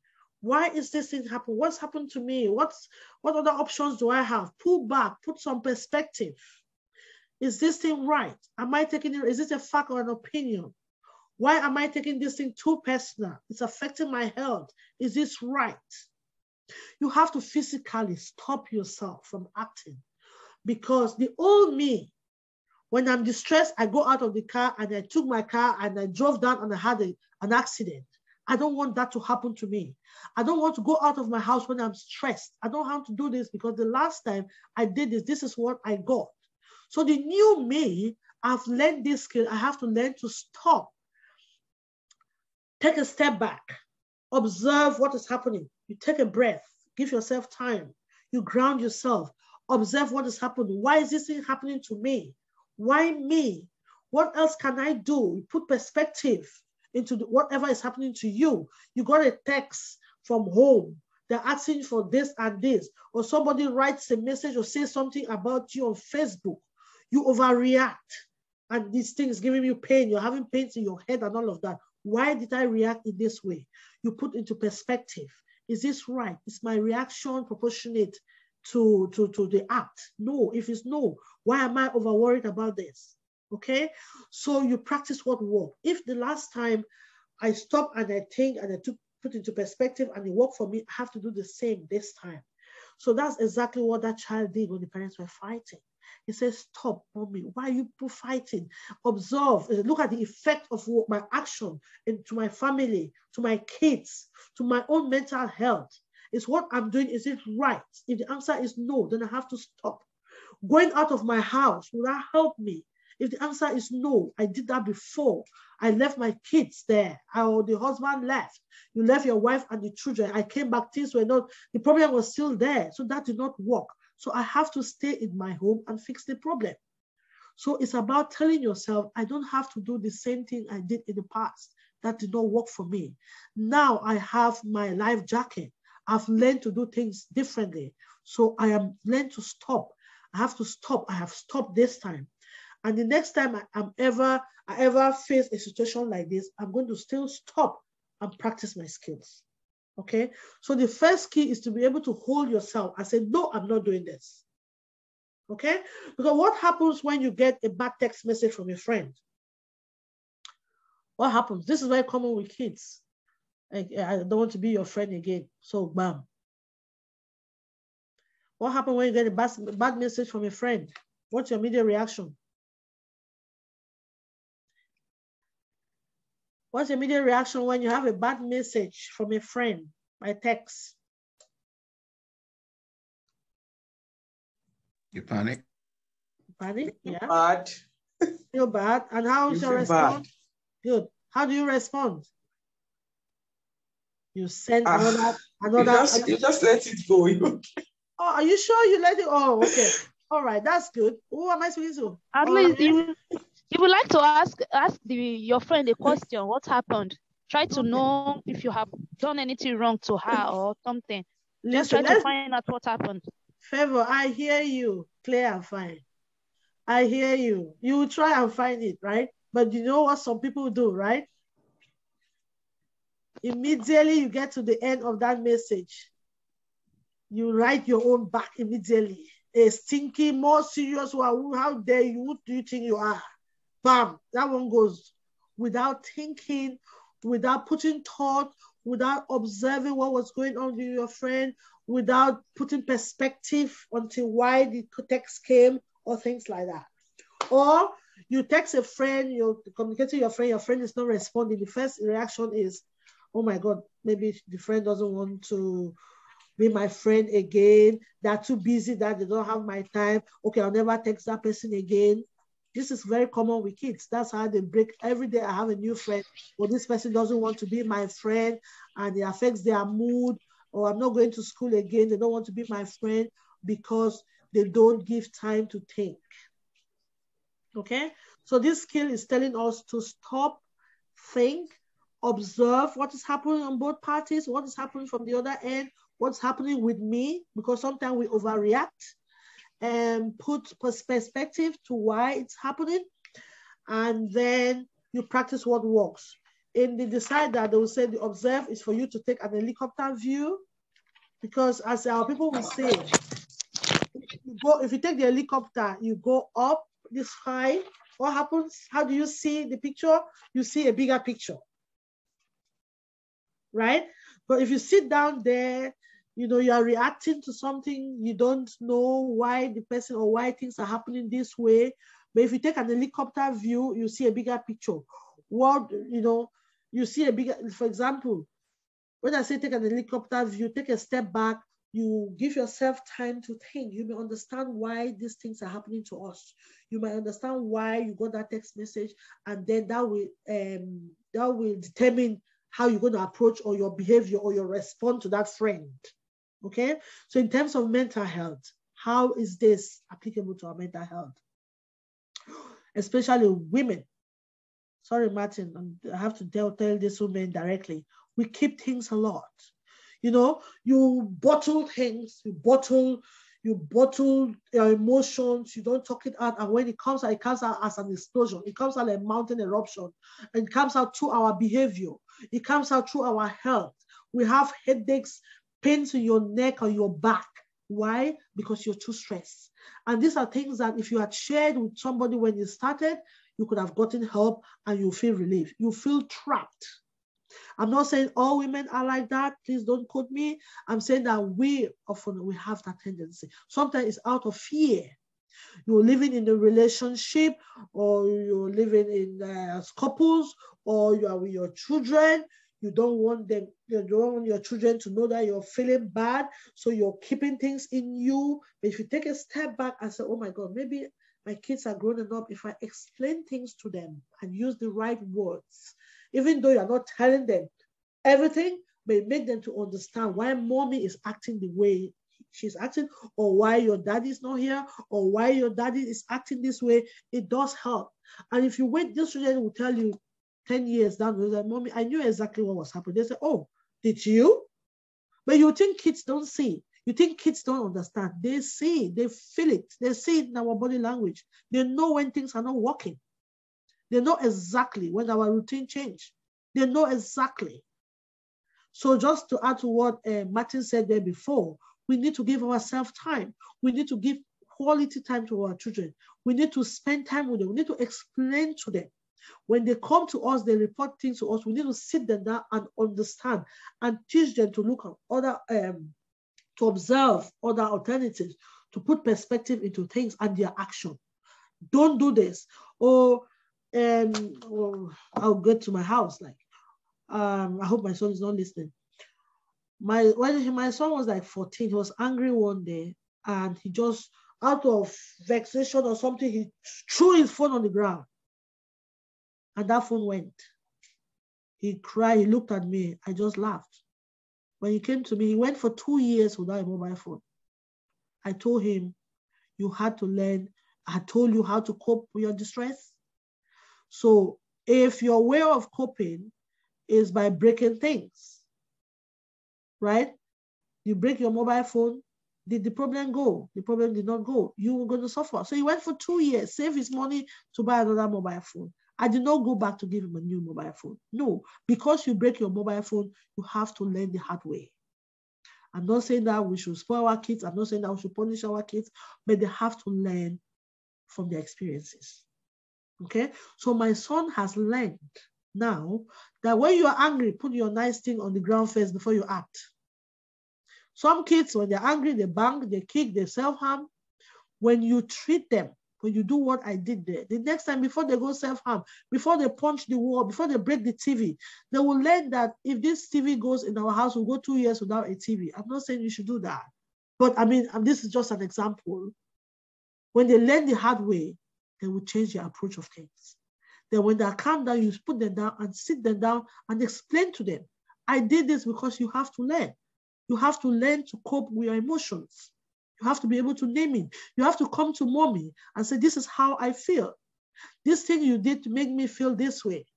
And I felt this is why I did this. Then alternatively, you will say, my child, doing this did not help you. So the next time you ever feel this way, instead of lashing or throwing the remote control at the screen or beating your sister or doing this, this is what you need to do. So you go back to your list of the positive coping strategies. Okay? Is that clear? Any thoughts on that? It's a hard one. Yes, sorry, I might not be able to show my face because it's all right. I have some things on my face. That's so okay. I just want to contribute to what you said about, sorry, my name is Falake. All right, about bottling up things, like keeping things in your mind, holding a lot of things in your mind. I want to say, I want to use myself as an example, because I'm the type that if someone hurts me, I might not be able to say it immediately. Yeah. I might hold it for a long time. Not as if I want to wish the person bad, or I wish something bad should happen to the person, because I am the type that once I love you or I like you, might be a man, might be a woman, it's for my heart. So when somebody I like hurts me, I'm not that type that will be able to say it out. You know, if I wanted to say it, I might shout or something. So I will just hold myself. I won't be able to talk for like some days. I might just be looking, not that I'm keeping malice with the person, but I will just hold myself. I'll feel disappointed that, wow, despite the fact that I love this person can just hurt me like this. So I don't know. But, you know, I just have to say one or two things based on what you said, that some people bottle things up or stuff like that. Yeah, just to say, add to you there, thank you for sharing. Yeah, we're saying that bottling these things up don't help long term, because it comes out through your action and your behavior. You may take that, your anger with that friend, and go and manifest it to the wrong person. You could act out because of the malice, because of the thing that's worrying you in there. It may make you treat your friend or your husband differently, or your friend. Do you get what I'm saying? So that you could transfer. The anger may come through your behavior. And then others will say, oh, that woman is very weird, the way she acts. But she's acting like that because of what she's bottled in her. So as I was saying, seeking help doesn't mean go to that friend or do this. You know, just take a step back. You may take a step back before you react. So take a step back. Yes, this friend has done this thing to me. Then maybe 2 days later or something, you call the friend and say, listen, this thing you did to me, I didn't really like. This is how it made me feel. So you've named your emotion. This is what it's cost me. This is how I feel about you now. Upon all the love I showed to you, if you treat me this way, this is how it made me feel. So I was not very happy. That person must have, you know, if the person is human, the person will have something to say there. Or the person may justify themselves. Because you may have gotten it wrong. Some behaviors, you know what I'm saying, sometimes we read things wrongly. The person may go now to explain themselves, and you say, oh, is that what you implied or something like that? So it's very important that you go back, you face it. Because when you go back, that you reduce that tension in you. Because you don't want to be having headaches, or because some people are like that, they have issues with their friend, they can't sleep. And once you don't sleep, that affects everything. It affects your appetite, your mood, and all of that. And you bring that with you the next day. You go into leading. Somebody asks you a question, leave me alone. Well, leave me alone. Leave me alone. That person has nothing to do. You go to work, you're acting, your child says something to you, you lash out, you know, you are driving, you drive like a mad woman because you keep thinking of that thing in you. But if you move it, if you reduce it, you know what I'm saying? You feel better yourself and you feel light. So what we are doing here, I'm not here to treat mental health. I'm trying to give skills to help you hold yourself and reduce the tendency for it to become, you know, very bad. So if you can use this thing to manage your own mental health, it's going to be beneficial.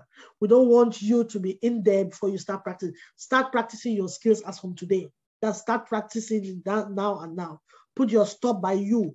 If you are driving, you see stop, STOP. Say, oh, that reminds me of the other stop. How am I feeling myself now? Yeah, if there's any issues, we look at that. Come to your house. I have one poster. I have one in my bedroom. I have it, the STOP. It's just there by my door. It just reminds you It reminds you. And the kids that come to me, they all have it. They have in their school bag. Especially these children with ADHD, all those things that they give them. You know, they jump around, they act impulsively. So once they just see that stop sign, it reminds them, stop, think, observe, pull back, and things like that.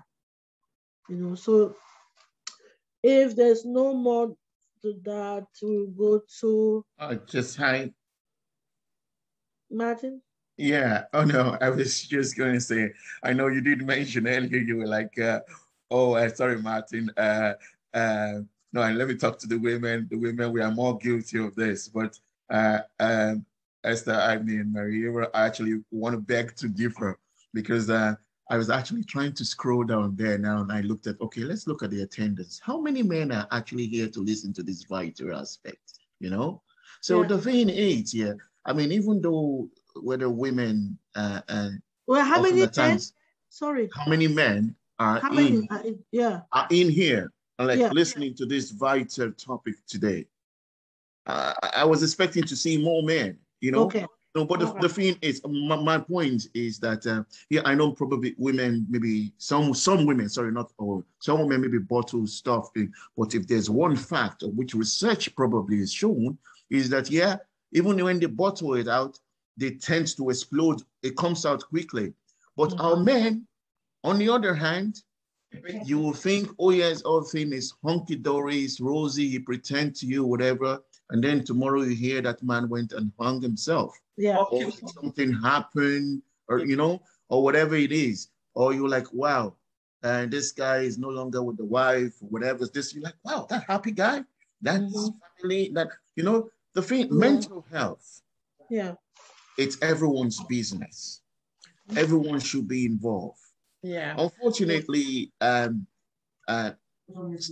race, or from our background, men do not talk. I mean, like, you know, we tend to want to talk about these things. And when you talk about men, sometimes it's like it's a taboo, you know.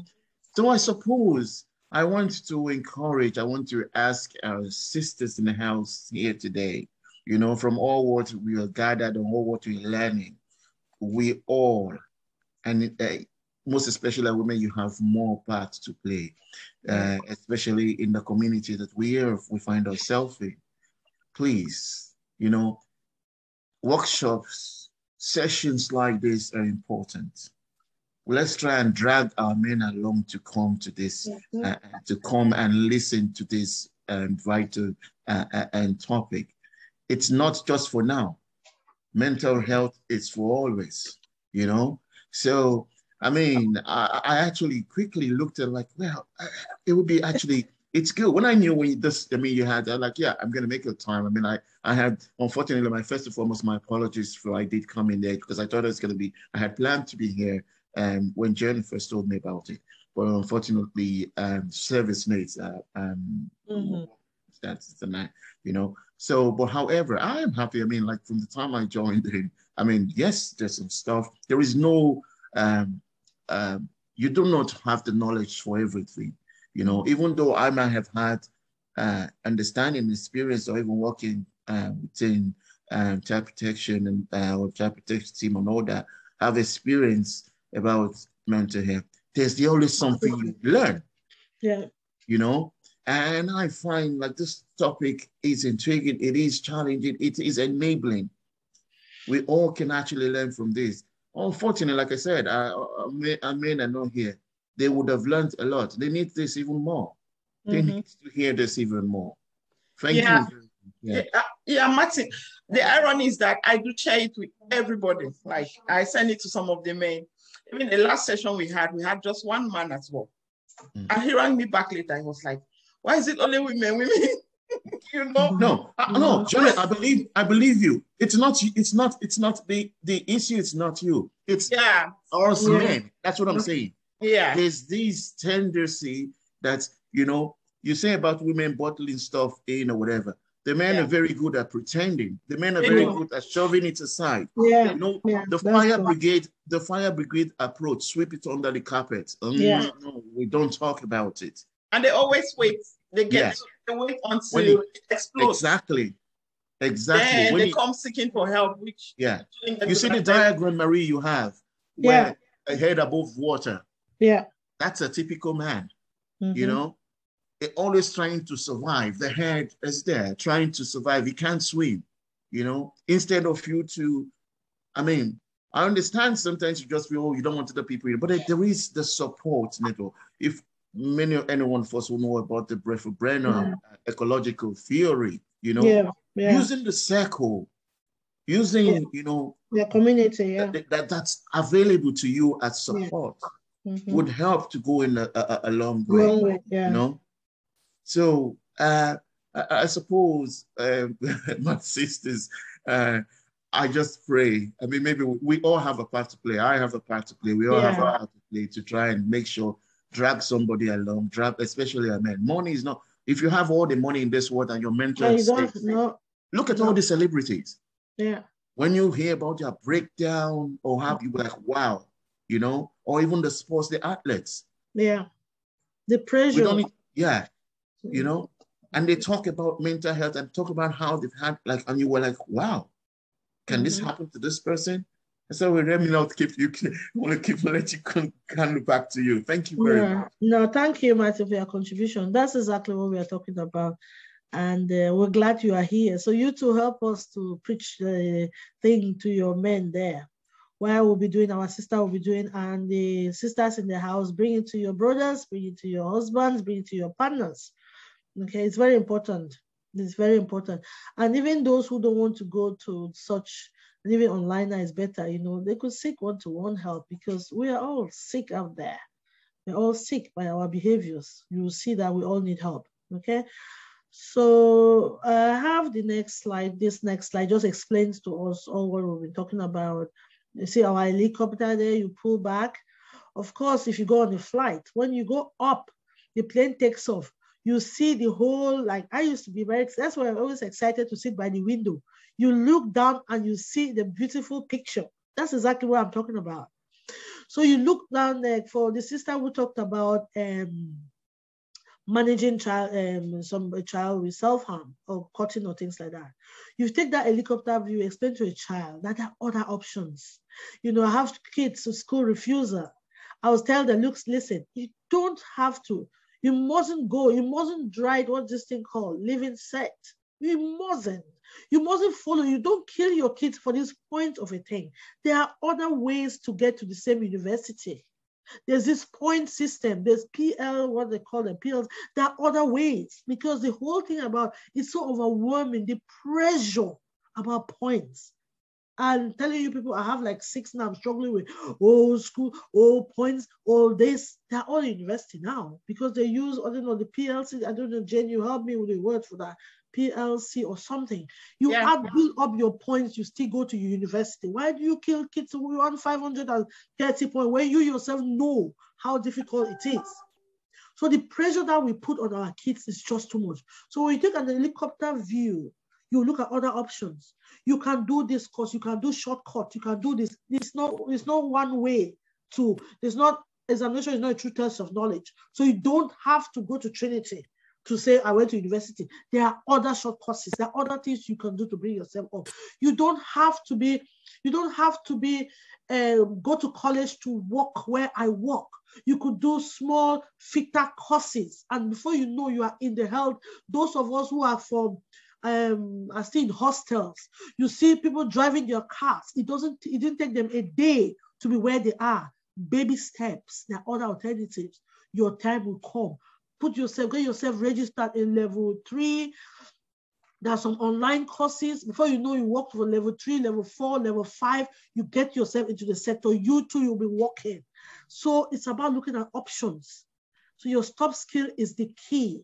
You take your helicopter view. Why am I feeling this way? Why am I stuck? I don't have to go to Trinity.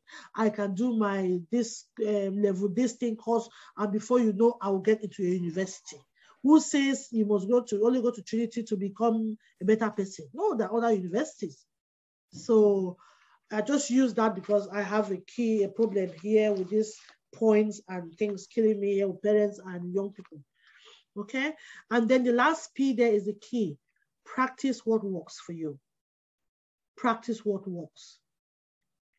Okay? So are we okay with this top skill there? And anybody who needs this could contact Jane. I mean, this handout, I can share it just for your own reference and things like that, for your own learning. We talked about the observe. So you have to have your big eyes open there. You see the big eye looking at the child, and let's assume that's your child. You have to be vigilant. You have to give time.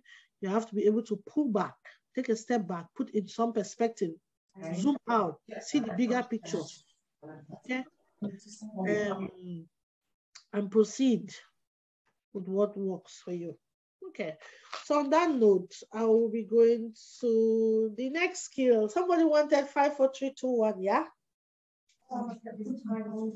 Okay, so 5, 4, 3, 2, 1, it's very simple. This is just a distraction skill.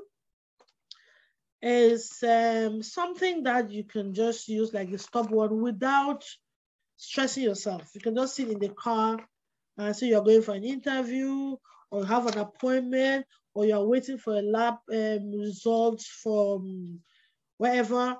You're waiting for some result and you're so stressed. Of course, you know ourselves, you'll be thinking you'll be sweating. And that affects everything. For those of us with high blood pressure, it booms up and all of that. You don't want that. So you can just sit where you are and practice this skill, okay? So it's called the right now skill. So when we realize we can't change the situation and we feel overwhelmed by upsetting thoughts and uncomfortable feeling, we can use our 5 senses to do something right now. So we all know, can someone just shout the senses, the 5 senses there? If you can, even one. 5 senses. Smell, taste, touch. Yeah. Feel, hear. Yeah, good, yeah. And the last one? What are you using now? What are you using? What are you using? Your eyes. See. That's a big one. Good, good, good, good, good. Okay, that's very good. Thank you all. So those are the 5 senses that we have. So when you are distressed, we're calling you to use the senses. So you use what you have to help yourself. So it's very simple. The kids, they love this very well. So during situations that are distressing and overwhelming, most people focus on their attention and can shift inwards to negative and upsetting thoughts and uncomfortable feelings. Just as I said before, we are always dragged down. When you are stressed, like we want to wear that your dark jumper, you stay in your pajamas for the rest of the week, or you stay home and you don't care for your self-care, you drag yourself down. So we are saying you have to, instead of dragging yourself to that negative place, you need to be able to boost yourself back, come back to, to feel the feeling good mood. Because from the CBT perspective, when you feel good, you're going to think good and you're going to act in a better way. So the right now skill is a grounding technique that uses our 5 senses to help shift our focus of attention to the here and the now. So here and now. Here and now. So you're looking at where you are in the moment. So I know some people are home, some people are in the offices. I am at home, working from home. So you could do things like, you have this distressing thought, something keeps coming into your mind. So we're trying to help you to remove yourself from that place. So we want to use your senses. We do simple things like look at 5 things I can see or 5 green things I can see at the moment, depending on where you are. So you are in the car going to the hospital. You are going for a serious appointment that you've waited for all the while for your own health, and you are distressed, and that's adding pain to the original pain that you have. You just sit in that bus or in your car, you're thinking, oh, 5 things I can see now, right now, just to distract yourself. 4 things I can feel, 3 things I can smell, 2 things I can touch. And then the last one will be your deep breaths, okay? So you're trying to ground yourself down. You're trying to be in the moment, if you know what I mean, to be in the moment. You don't want your mind to be bringing you back to those negative experiences or to the bad feelings, bad thoughts that come into your head. You want to ground yourself. You want to be in the moment. So you're trying to look at the things around you What can I do with myself to bring myself where I am now? It's not what happened to me yesterday, or it's not that my grandmother's dead or something. It's about what's happened to me now. What's happened to me now? Where am I standing at this moment? How can I use this now, this skill here and now to help myself? Okay. Sorry, so I want to go back there. I'm trying to open this page. Oh my God. Can you? Sorry, my dear. Can I go, please? Okay. Yeah, because I have an appointment. I have to leave, please. Okay, that's all right. That's already been above time. It's 12:47. I know it started. Yeah. Thank you so much for the information. That's very nice. All right. You're welcome. Thank you so much. Bye, ladies. Bye. Bye. Oh my God, we're way above time, but you see, I'm enjoying it because you are interacting, so that's good. I'm going to as well. I have to go to with my son. Thank you so much. And thank you, Abigail. Bye. Yeah. So on the page there, we have the little things you can do, and this is very good with kids. So bring this skill to your. This 5, 4, 3, 2, 1. You look at things I can see right now. If a child is active, so these children with tantrums, you just distract the child. Things you can see right now, they name it to you.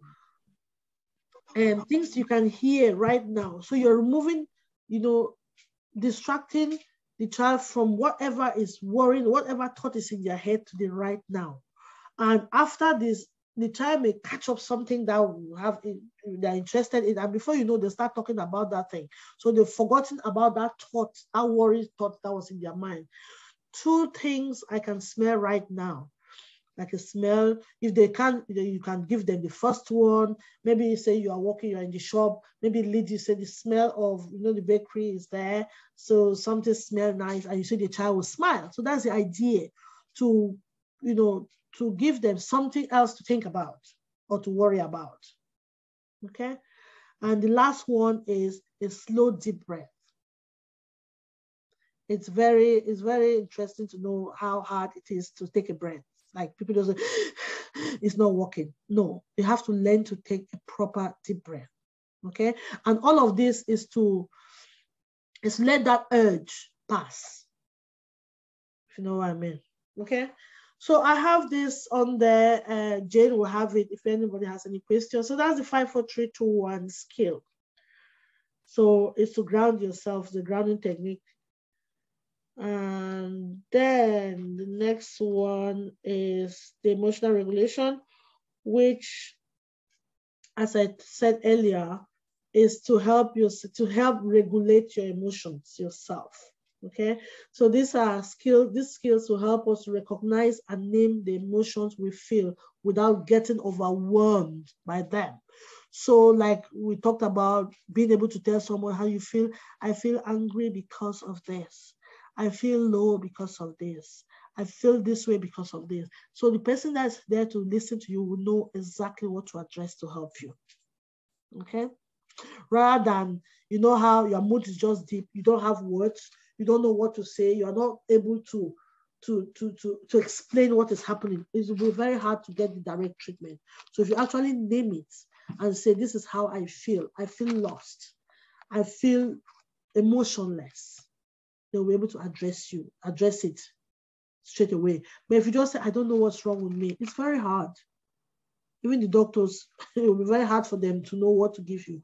But if you say, I feel this way because I'm acting this way because of this thing that happened, it's easy to tackle it, okay? So I think in this group, they've done self-care. Maybe I will just fly through. So self-care, we've talked about self-care a lot today.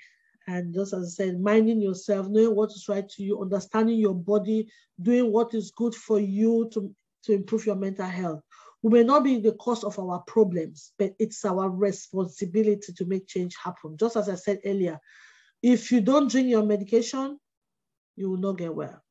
If you don't practice your skills, change will not happen. So it is your duty, it is your responsibility to make sure you mind yourself. So if you don't take your medication, you don't go out, you keep yourself locked in your room, no matter what we say, if you don't make a move, if you keep self-harming, if you don't stop that and practice other coping skills, nothing's going to change. Nobody's going to come physically to tie you and say, no, don't do this.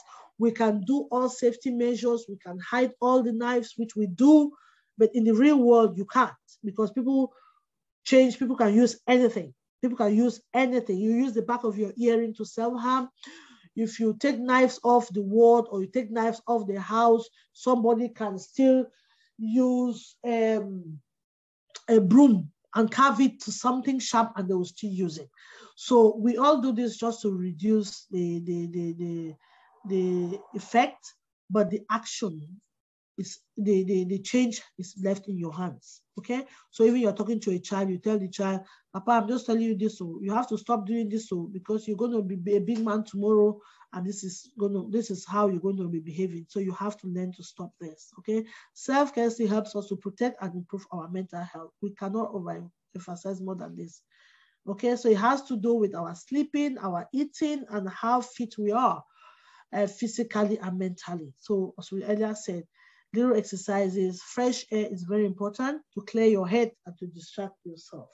Okay, so we all do different things. So sleeping, if you sleep well, you wake up healthy, you wake up with a lot of energy, and you'll be able to handle your day. But if you don't sleep well, it affects the rest of your day.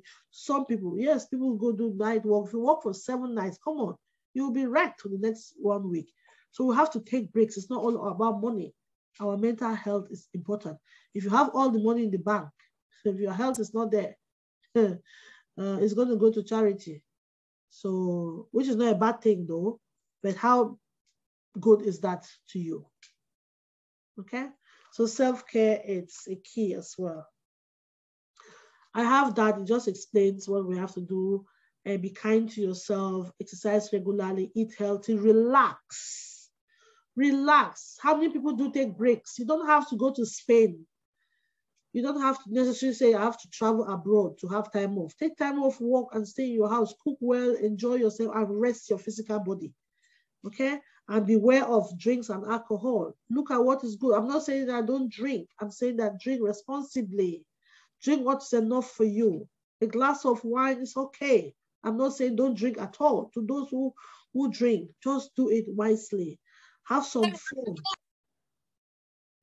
Hello? Okay? Connect with others. Stay in touch with family and friends. Sorry, Maria. I have to go now. Goodness, yeah. Thanks a million. Thank you. Yeah, the program was so nice. Oh, I really enjoy it. I'm just a good listener because some of the things you've been talking just apply to me and my voice, you know. But anyway, at least I have learned a lot. Okay, through this program this morning. Thank you. I do really appreciate. Okay, thank you. All right, thank you. I need to go now. Okay, thanks very much. No, for nothing. Okay, bye. All right, bye. Okay. All right. So I have the self-care acronym there. We have talked, and self-care you think is as easy, but it's when you are deep down there that you know the importance of it. So I have the reminder. I'll send it to Jane, to anybody who wants anything from this slide. Take up a hobby. Take up a hobby. Somebody will say, oh, I'm off work for a week. I want more. I'm bored. You should keep yourself busy. Do something. Learn something. Your kids have keyboards there. Tell them to teach you.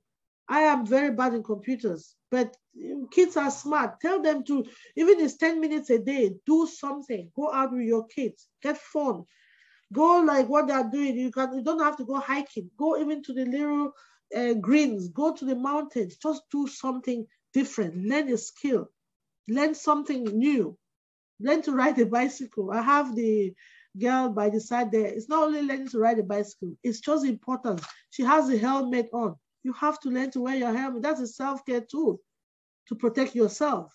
So if you don't wear the helmet, what happens? If you fall off your bicycle, your head is gone. So we tell the kids, why do you think kids have to run and wear their helmet? They know it's protection. So you have to protect yourself before you go out there. So you have your tools like the Bob the Builder, everything set before you expose yourself. Okay? So that's our self-care. I'm rushing because I wanted to do something. So we have to build on positive experiences all the time. When we feel distressed, we tend to look back at our lives and remember all the bad things that have happened to us and see our future in a hopeless way. This has to stop. Seriously. We may have experienced unhappy times, abuses, and distress. Our focus of attention is on the negative as we feel helpless and hopeless. We then tend to do less and less things we used to do. We tend to do less things we used to enjoy doing.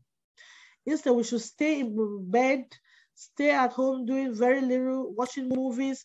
Some may self-isolate from friends and family. This makes us feel more depressed, more tired, and lacking in emotion.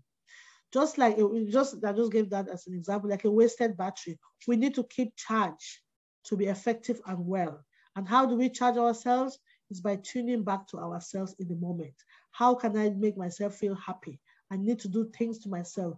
I need to reconnect with my lost friends. I need to pick myself back up, okay? And we should therefore learn to also remember those positive things that have happened in the past and bring them into our lives now.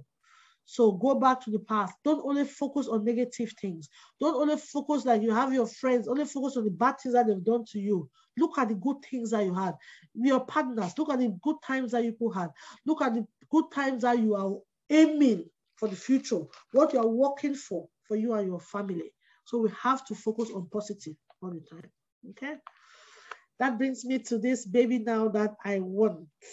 I was fighting for time that I need to illustrate this, okay? So this is my little baby. I like to do this, and at least I'll just take 5 minutes of your time. I need to go off. Oh God, I need help here now. So I need to stop sharing for you to see me in person, yeah? So let me see now. Yeah, okay. So I am going to do a small, not a presentation, but a demonstration of that last skill, okay? Because as I said, we always do focus. When something happens, we run back to a negative thing that happened to our lives, and we bring that to the reality, okay? We bring that to today. So I'm saying that we don't have to be doing that. We have to focus on the positive things. So I have, can you see my jar? Can you yes, see we this can. jar? Yeah, we can. Yeah. Okay. Okay. What I'm saying in this skill, I have 2 jars here, yeah? Yeah. They're all empty. Okay. So when bad things happen to us, or when we are distressed, how do we feel in ourselves? Or when we call ourselves that we're going through depression, how do we see ourselves? How do we feel in ourselves? Empty. Empty, yeah?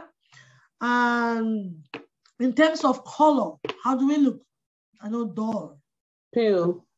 Pale, okay? Dull. If you have to describe in terms of colors, we focus on, you see some gray, black.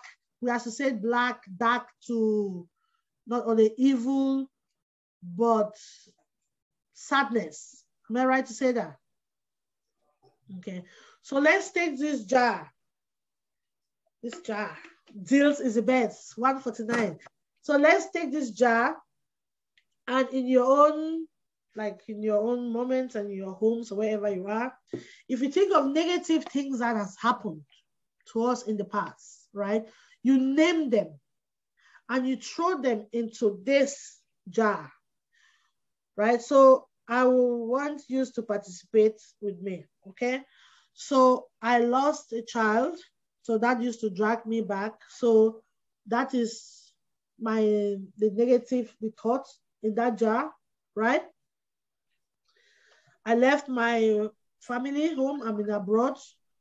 I have my mom back home and my siblings, which I used to like, this may start sometimes. So I have in that jar, right? So this jar is dark, okay? I had a few miscarriages, which I used to always like drag and bring back in my today, which is not helpful. I have that. I experienced divorce. To those who think that it's only them, I experienced powerful one. So that's in my jar. I do experience being lonely, like I had bad friends, right? And that's it. I've gone through being bullied, and I've gone through that emptiness sometimes in my life. So that's my jar, right? I have my brother who is sick. Remember when I started the mental health, I told you people here that my big brother, they call him a madman in my hometown. He walks around, he's mad. Each time I think of him, I cry. And as I said, if he's in this country, he will be a normal man walking. So that's my brother in my jar. I have my, what else? I have quarrels. I have troubles here with friends. I lost some friends. So I have that down. I got scammed. So someone robbed my money. I have that down. So my jar is getting dark.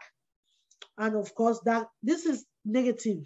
I'm not thinking of the good things, you know? So it comes to a stage where like my jar is like half full, right? With all bad things that have happened to my life. Okay? So these are them, right? So you see people, I have people that are always wearing black, gray, people that work with parents and young people. Why are you always you kind of understand, I'm very sad, I'm have this. No, bring a bit of color to your life. Make some changes. There are other positive things. But that keep, each time something happens to them, they go back there. Okay? Whenever something happens to me, if someone annoys me or someone does something bad to me, I always remember that my friend did to me 20 years ago. That's in the jar. We don't forget about the past. And that comes back into my life today and bring more pain. Okay? So from all this teaching today, I'm saying that we need to forget about this jar. We cannot make any changes because this has happened already. This is past. We cannot change it.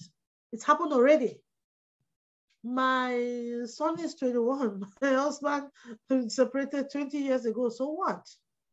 Right. We are living well. You know, he's in this jar, but life has to continue. You get me? So the fact that you have other things, you try, you're doing well and something, we have to start coloring our jar. What's the one thing? What can I put into this jar from just listening to me today that you think will make this jar different? What can you throw into this jar from my own story? All the positive things that have happened in your life. All the days that you woke up without saying thank you for seeing a new day. Okay. Your success. You can do your success. All right, so let's call this my success, yeah? Positive thing, success. So I throw the success in here, right? So I'm saying that I have gone through bad things in my life, right? But yet, see the success, the one red there, you can see that success there. Do you get that? Okay. The fact that my sister said you are alive, we want to thank God again for that. So I still throw that, which means I still have room to improve, to do better things for myself, right? And then, what else? We are here today, we are talking. Corona has come and we are still standing. So there's hope. I still throw that for more hope, right? The jar is changing in color now. So we have different colors in my jar. And if you are doing that in your own jar, what will you put there now? What can someone throw to add to this? And for the fact that you are healthy, you are beautiful, your face is radiant. Okay, I throw that there, right? How is the jar looking now? It's looking brighter. It's looking brighter. Okay. Yeah. The idea is that we don't have any change in the things that have happened to us in the past. We can work towards the ones that are yet to happen to us. In the present. So you can do things to yourself. You can do things to yourself. You may want to do a course. You may want to add and say you want to do what's it called, nursing, or your child is gone. If you know the things that we did not have the opportunity to do, I tell my son, if I have the opportunity that you could do today, I'll be a consultant in my team. So if you have the opportunity to send your child to school, right? I see Annabelle, your thumb is up. Okay, throw that. Annabelle, what do you have to add to us here?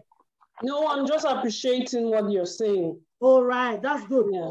So those things that we have no control over, we cannot change. Now, even though you don't have the money to send your child to school, you have, what's that thing called again? And grants. We have opportunities, we have grants. So the fact that we even have children, those who don't have direct children, have like family children, you have, you know what I'm saying? You have life, you put that into your jar. And before you know, even though the good things are still entering into your jar, there is some annoying message that has come into my phone. I still add it. Do you get me? But because there are many things and I've said it's positive, I'm working towards a positive life. I'm not accepting any negative thing to drag me down. So I'm working towards positive people, positive friends. I'm doing positive things to help myself. I'm not letting any man drag me down. I'm not letting any woman drag me down. I'm not even letting my children, right, to end your life. Because as my mom will say, when that time comes, you're going to go alone. So these children that have gotten to 16, 18, they want to bring me down. I say no to the children. I put brightness in my head. I shout to myself, I say, you will not kill me. So you add that to your jar. So your father did not kill you, will not kill me. So the jar is getting brighter and brighter. That is it. Make it easy. So you see that you have black colors and you have the bright ones. And the bright ones always supersede. My dear, we have to celebrate the good things. And we have to forget those negative, those bad ones that want to drag us down, those weights in our life. Okay? Put your head upright.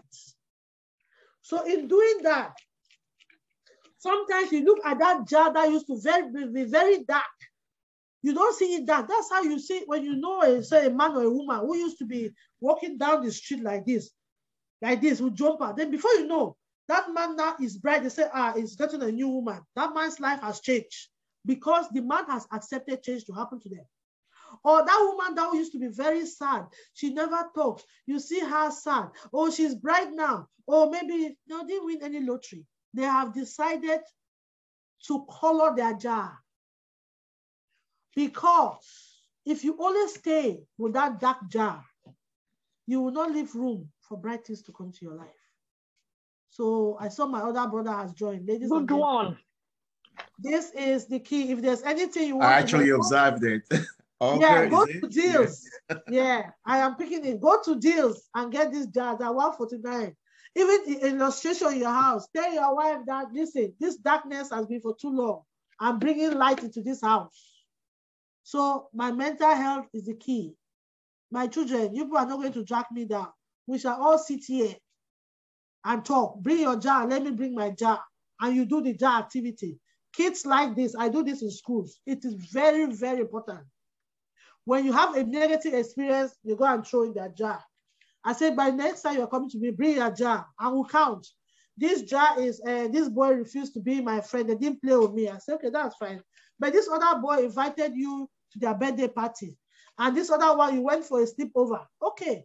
So if A doesn't want to be your friend, at least you have 2 other friends, right? So you don't need to worry about that. That's the key. So work on your jar, and I want to see the results, okay? For the whole positive mental health. Be good to yourself, love yourself, like yourself, and keep well, okay? Any questions so far with our jar? And pamper yourself. Huh? I said, and pamper yourself. Oh, yes. Oh, yes. Yeah. Iram, sorry, sister, what's your name? Iram, is it? I don't know. But I mean, too right. I actually was just saying, I was thinking about that, you know, we need to you don't need to have an occasion, yeah, to actually dress up. Do you know what? We've had this session today. Wake up tomorrow. The kids have gone to school. Have your shower. You don't have anywhere to go. Dress up. Even if you're going to go take the kids to school and you change the style, have this bright color. You will find out before you get to school, or even a friend that talks to you is going to go, oh, do you have an appointment? Are you going somewhere today? You know, make it a habit. And you find that, you know what, your mood will change. Ask yourself sometimes, why do people have flowers, buy flower and put in their house? What is it going to do? You're not wasting money. The brightness, you know, you go to some people's house and you just feel like, wow, I don't feel like going home. I want to stay longer. Maybe you wanted to only spend 10 minutes to say hi to the person, and you end up having a cup of tea that was not supposed to stay. You can drink it in less than 5 minutes. You can spend an hour all because you want to be there. So I suppose, you know what? Let's take a leaf from today's, from this session and practice, you know, practice it. Pamper yourself, like you said, you know, dress. You don't have to have a reason. You don't have to spend so much money. We're actually here, I mean, like, you know, often at times you're having jacket and you end up buying new clothes you just keep it. No, you don't and so I wear it or whatever. And before you know it, doesn't fit me anymore. And it's gone. Dress and met people and wonder, wow, like you said, you're like, what, this person used to be all, don't let anyone have an identity for you. Oh, that's that sadist. Or that don't mind that that's how she is. She's crazy. She's this, she's that. You know? Thank you, Marie. Thank you, Martin. Thanks for your contribution. And just as we say, we see a lot of our brothers and sisters, like, you know, going around sad, you know, looking haggard, looking unwell and unhappy. But there's help out there. People don't like go for this help. There's help out there. And just as you say, the main doctor in all of this is yourself. That's why we're doing this. It's yourself. Help cannot happen until you let it happen. And you're the changer. You are the main man. You are in charge. And let nobody, I repeat it because I am standing for, listen, I'm very sorry. There's not like woman power here. I have brothers and I have, you know, friends. I am saying nobody should be responsible. Nobody should cease that brightness in you. Nobody should make you unhappy. Nobody to the extent where you're going to be dependent on medication. It's a bad place to be. My brothers and sisters, it's a bad place to be. If there's anything you can do to help yourself fight this, yes, it has happened before, so what? It happened before, so what? The little things that you can do, join a gym club, get yourself registered in this thing, be going out. The devil, or as my people say, they don't like to see that aspect. Those people that are dragging you down, once they see you start socializing, your head up, you are going like this, they want to be your friend. If you dress well, go to dance, so everybody greets you. Hey, madam, how are you today? But if we are hoodies, and they say, hey, that one, same, nothing's changing. So it's how you carry yourself. My sister Evelyn, your hand is up. Evelyn, do you have something to say? Or you're just agreeing to what I'm saying? She might have mute her, tell her to unmute. Yeah. I have something. All right, dear. Go on. Greetings, everyone. And thank you so much, Marie Esther. And I came in late, but to be honest, the few minutes that I've been here, it's been so enriching. And I truly appreciate you taking our time to put this together. Yeah. You said something about brightening up and also about staying positive. Positive attitude, I believe it's indeed key, because I was conducting an interview with a Mexican lady 2 days ago, and she said something, and that thing really pricked me in my head. And she said, where she comes from in Mexico, they believe in giving out positive energy to people on the street. Like when you meet somebody and you ask the person, how are you doing? No matter the state of mind or no matter what the person is going through, the person will force themselves to give you a positive smile and tell you, I am doing great, I am excellent, how are you yourself? Because the person will not say, oh, yeah, or oh, it's okay, everything say it's okay, it's partially being positive and negative, and you don't want to carry your negativity and put it on somebody else. So they try not to transfer their negative energy to another person because the person has their own issues that they are carrying. So you have to, that she has a problem in Ireland, that when she say, ask somebody how you're doing, oh, we are doing okay, she will just turn herself and start going because she doesn't want the person to transfer her negative energy into her. So this is something which is very important. And like what Martin there was saying, it's very important for us to dress up, just smile, take pictures. I love myself. Sometimes I just get up, I dress, I take photos, and people start like, what was the occasion? I said, keep asking, you'll be shocked. You know, like, so that is very important. And I'm so grateful that I'm even here for the few minutes. The demonstration you did there, it's epic. And I really hope people can really put this into practice, because we have this tendency of listening to things and then it just passes away. It's just like you whine away 2 hours of your time just listening to something that you cannot actually put it into practice, which is really terrible in our communities. So thank you very much. Well, thank you, Cecilia. Okay, Evelyn, your hand is up. Do you have something to contribute? She can't hear us at all. Oh, okay. Oh, God. Okay. All right. So just aside, thank you so much. And I think this is the key, because as I said, if we're able to manage this, to practice this, it'll be easy for our kids to take it. Because my daughter is 26. And just to add, I'm a grandma of 2.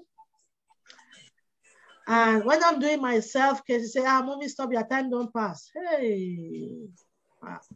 Okay, you don't look a grandma. I say, listen, we're on the same route, we're on different lanes. You can be doing 160 per hour. I'm coming 90, but I'll get there, right? So why am I saying this? Not because we've had kids, or because you say, no, I've arrived, so I have to. No, we have to mind ourselves. Your happiness is the key to you. Annabelle, could someone help Evelyn? Her hand has been up for long. Annabelle, I've sent messages to the chat and she seems not to be seeing them. That's the only way we can assist her, unless someone can ring her and explain the process to her. Okay. So I just want to intervene. You just said something there that really struck my mind, because if you see attached to my name is written Bezatelli. I just started an activewear brand, and my reason for starting this activewear brand is to advocate for women for self-love. I have 3 adjectives that I describe my brand for. The first one is confidence, the second one is self-love, and the third one is authenticity.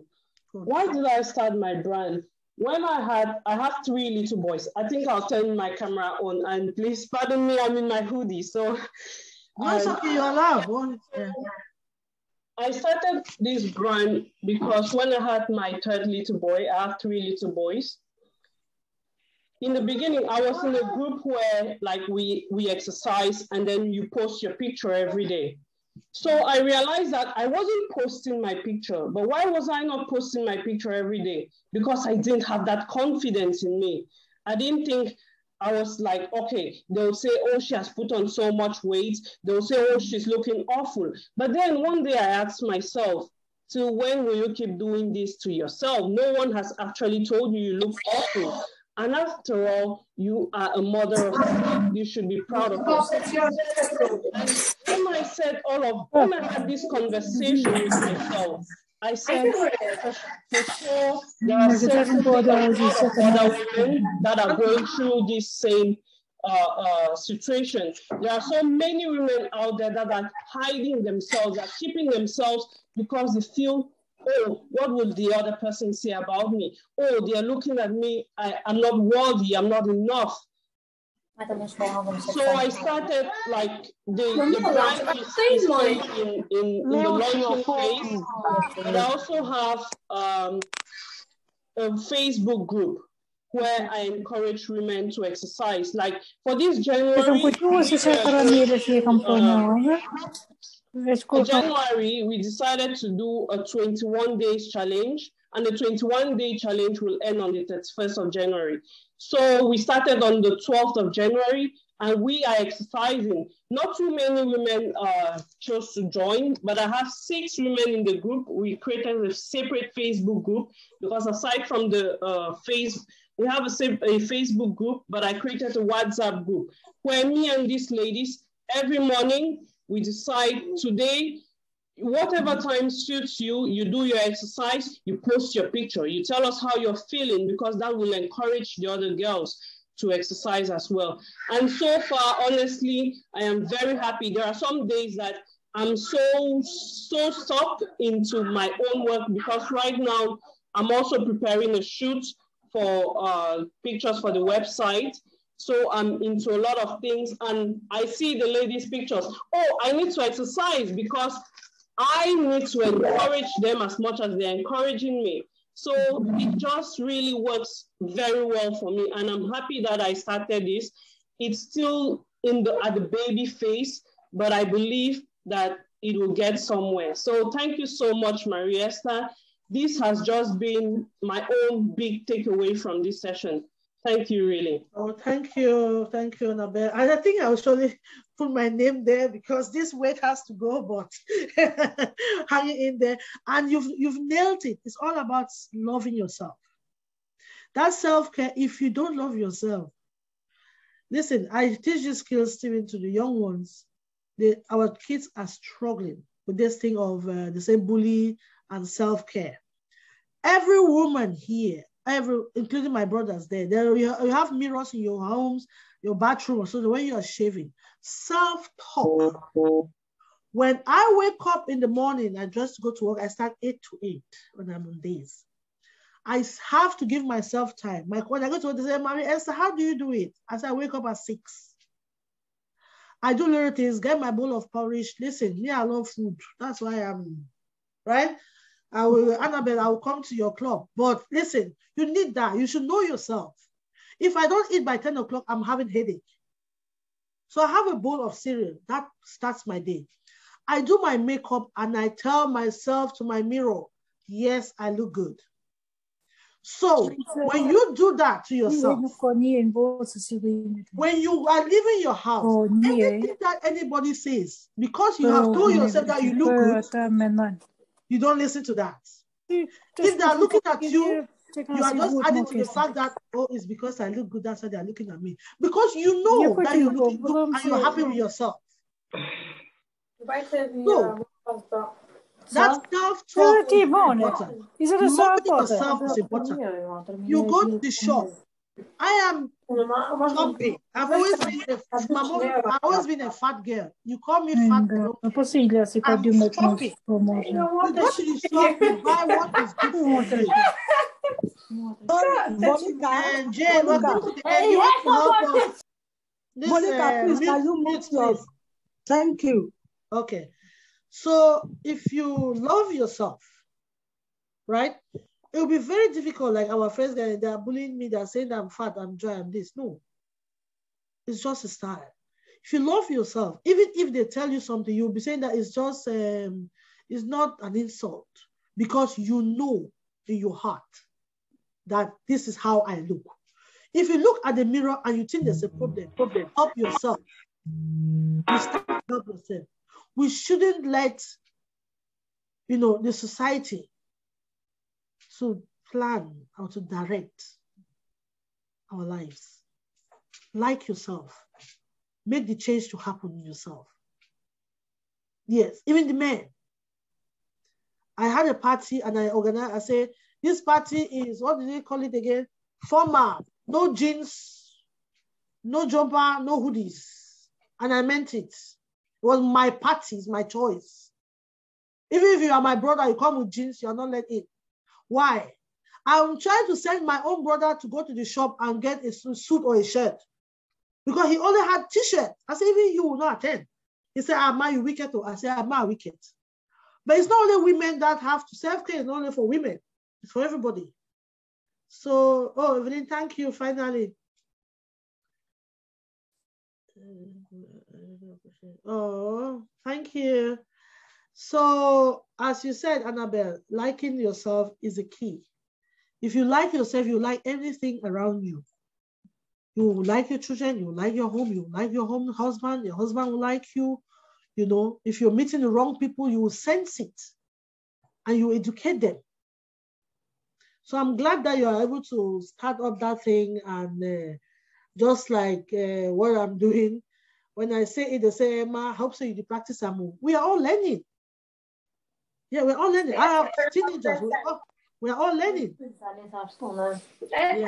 Really, yes, I will not stop this. So I think this bit is where the learning really takes place. So I hope people don't mind me over talking. Her hand is up. Ore Anu. Yeah. Okay. On that note,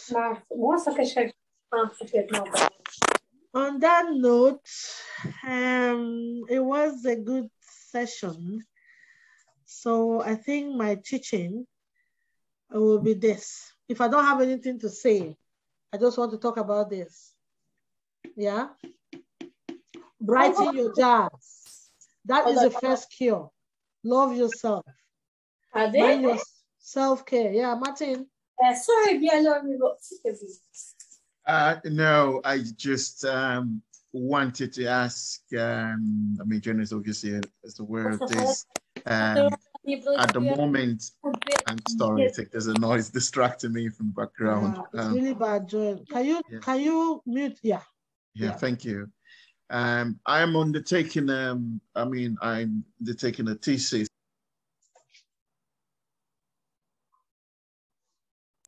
Sorry, yeah, I didn't realize I muted myself. My apologies. So I'm undertaking a thesis at the moment, and I'm looking for actually participants to be in my research. And it's hard to do. Anyone who's lived in the Kinsey Road direct provision, if you could get in touch with Janet and would want to participate in the research, I would muchly appreciate it. And basically my aim is, looking at the difficulties, the experience, the impact direct provision would have had and for asylum seekers. There's been a vast debate on this topic, on this issue, and the government has come up with a white paper to say it's going to end, but we've all heard this before. They have called with different names, from asylum seeker to people to, I think my internet apparently is not stable. I hope you can hear me. Yeah. So we're calling for a change. We're calling for an end to direct provision. And we know how difficult it is. And for anyone who's in there at the moment, sessions like this, it is difficult. Mm-hmm. It is traumatic. It is psychologically impacting. The thing sometimes you think there is no hope or there is no light at the end of the tunnel. Brother, sisters that are here, anyone who's in it. And I see from someone's chat, I can't remember what her name is, and she's saying she's going in to do the diploma and that's good, that's empowering. And the one thing you must know, especially now you're in this country, in the Western world. I remember from even my first degree days, in UCC, and I remember having a classmate who dropped out of school. And then this was the industrial schools, and it would have been maybe primary school, didn't get to go to secondary school. So there is an opportunity, you can still make it. Marie talked about, the PLC courses, it's literally 2 steps, the literally 2 courses. We've had the sessions today, you had grasp and understanding, and you can apply it to your life and apply it to others, you know. So I'm looking for participants anyway who would like to participate in my research. And basically I'm looking for anyone who would have lived in the direct provision in the Kinsey Road accommodation center. Please do get in touch with Janet. And but anyway, I suppose like I've always played the part in the immigrant community in Cork at a time when I needed to step back to let others also take the lead. And Janet, like I said to you, and I want to say it out here loud, I mean, she's doing a fantastic work. And when I say our people, when I mean our people away from the immigrant community, taking the step and taking the lead, you know, it gives me so much joy. And I will do anything I can to always support. And that's all we all need. We need to support.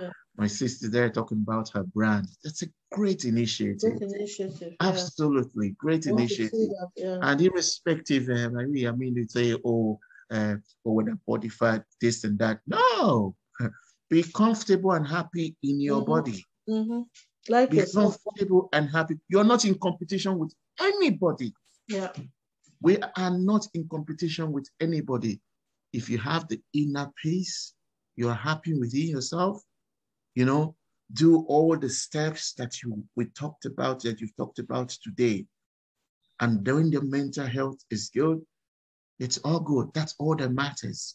Yeah. You know, it's not who gets there first. We're all going to get there in our own time and in our own way. Yeah. You know, so I want to stop here and I say thank you, Kate, for the session. Problem. We should continue to have this. So please, if there's anyone or if you know of anybody who have lived in the direct provision in Kinsey Road roundabout and want to participate in the research, like I mean, it is absolutely your anonymity. It's going to be guaranteed. There's no way anybody will trace anything back to you or know it's you who participated in the research once it's out. You know, or if you want to talk more about it, speak to Janet and they get back to me. Thank you very much. Thank you, Martin. Thank you. Thanks, everyone. Janet, we went beyond overtime, but guess what? I really don't mind because the interaction, the learning, it's what I'm worried. There's no point rushing and people don't get in it, you know, so I really don't mind. I enjoyed it and you all my brothers and sisters. So if I cannot spend this time with you people, then what am I here for? Yeah, so no regrets. So thank you all and for all the contributions. And those who were unable, those who did not talk out for one reason or the other, just practice the skills. As our sister said, it's all about picking yourself up, okay? Confidence is something that we learn. And yeah, self-care is very important. So in terms of your mental health, please start pumping your life jacket, okay? Life jacket is the key, okay? For the next time, I think I will rest here. All right, Auntie Jane, see you. Oh, sorry. Thank you, Marie. Can I say something? You know, yes, dear. You do the same process that I went in the beginning, or just go to... Okay. Catherine, yeah. Okay. Thank you, Maureen. This is so educative. Let me say, on behalf of CMC women, we say thank you to you because for me personally, I learned a lot. Oh, today. Thank you. Thank you very much. And I believe our women too learn a lot. And the way you practicalize it is you make it easy for everyone to understand. Oh, thank you so much. I just appreciate the way we learn from you today. Thank you so much. Thank you so much, Katrin. Thank you. And I don't know, we need more of this. You know, for us, we can, let me say, to learn once. Yeah, sometimes hear it and it will go away. Okay. I believe that all of us, we are 42 maybe we are 42 in number when we started. Yeah. And I know that individually we learn one or two things, even more than that. Even for that jar alone, is enough. And the jacket. Yeah. So maybe we can have, maybe Sister Jane can still have more. We can have more of you of this, because I have been listening since, and I hear and digest it. Thank you so much. Oh, thank you. We need more of this, especially in our community, our African community. We need more and more of this, because we can't speak up. But when we hear like this, it will boost our confidence and our low self-esteem. My brother Martin is saying something now that, in Kingston Road, we can't speak up. But if we can see people like this and we hear like this, it will boost their self-confidence. Yeah, those worries. Thank you so much. Yeah. No, thank you, Catherine. We learn a lot. Thank you. Thank you. And just as I said, we have like 32 skills. So we used to run groups like 2 weeks or so. So I love my people. So I would like to come back. And just as we say, it's about practice. So the more we practice, I will remind, we used to give homework at the end of each session. So I think I should give people homework. Okay? And maybe my homework, Oga Jumbe, I can see your face. The homework is to practice the skills. I will be checking one by one. You know, life jacket, and people have to, I do that with kids. You have to give me an example, like scenario where you practice, like you are faced in this situation. This is how I manage. This is how we learn. It's not a school, and we don't feel embarrassed, because that's about working our confidence as well. Okay, so we'll look at that. So your homework is to practice the skill, start your life jacket, and your self-care. So if there's anybody at home, even in direct provision, who has nothing to do, because there's actually nothing to do, just do something. There's nothing to do, but do something. It's like I'm contradicting myself. So you have to create something today after this session. Either go for a walk or go online and even just check something out. Yeah, go online and check something. Maybe if you like to pick, maybe learn to cook something, try to check how to do it or something. Do something with yourself today. You have no plan, create a plan, go for a walk, do something. Yeah, okay. Wow, that has been really, really informative. Thank you so much. Thank you. Thank you very much. Thank you. Thank you. I'm very conscious that we went out of time. Yeah, but it was worth attending. Yeah. Even though it went out of time, it's as if we should just stay and we should just let I know to keep chatting, yeah. I didn't want to talk. I had a lot to talk about, but I just had to sit and listen because I learned a lot. I know. I'll put everything into practice. Wow. Thank you so much, and God bless you. Brother Martin, thank you. Okay. I just seen your face through. Do you know it's going? I know her. It's now I know who I'm talking to. Okay. Mr. Martin, did you tell them about the Yeah, I did say, I mentioned about the research.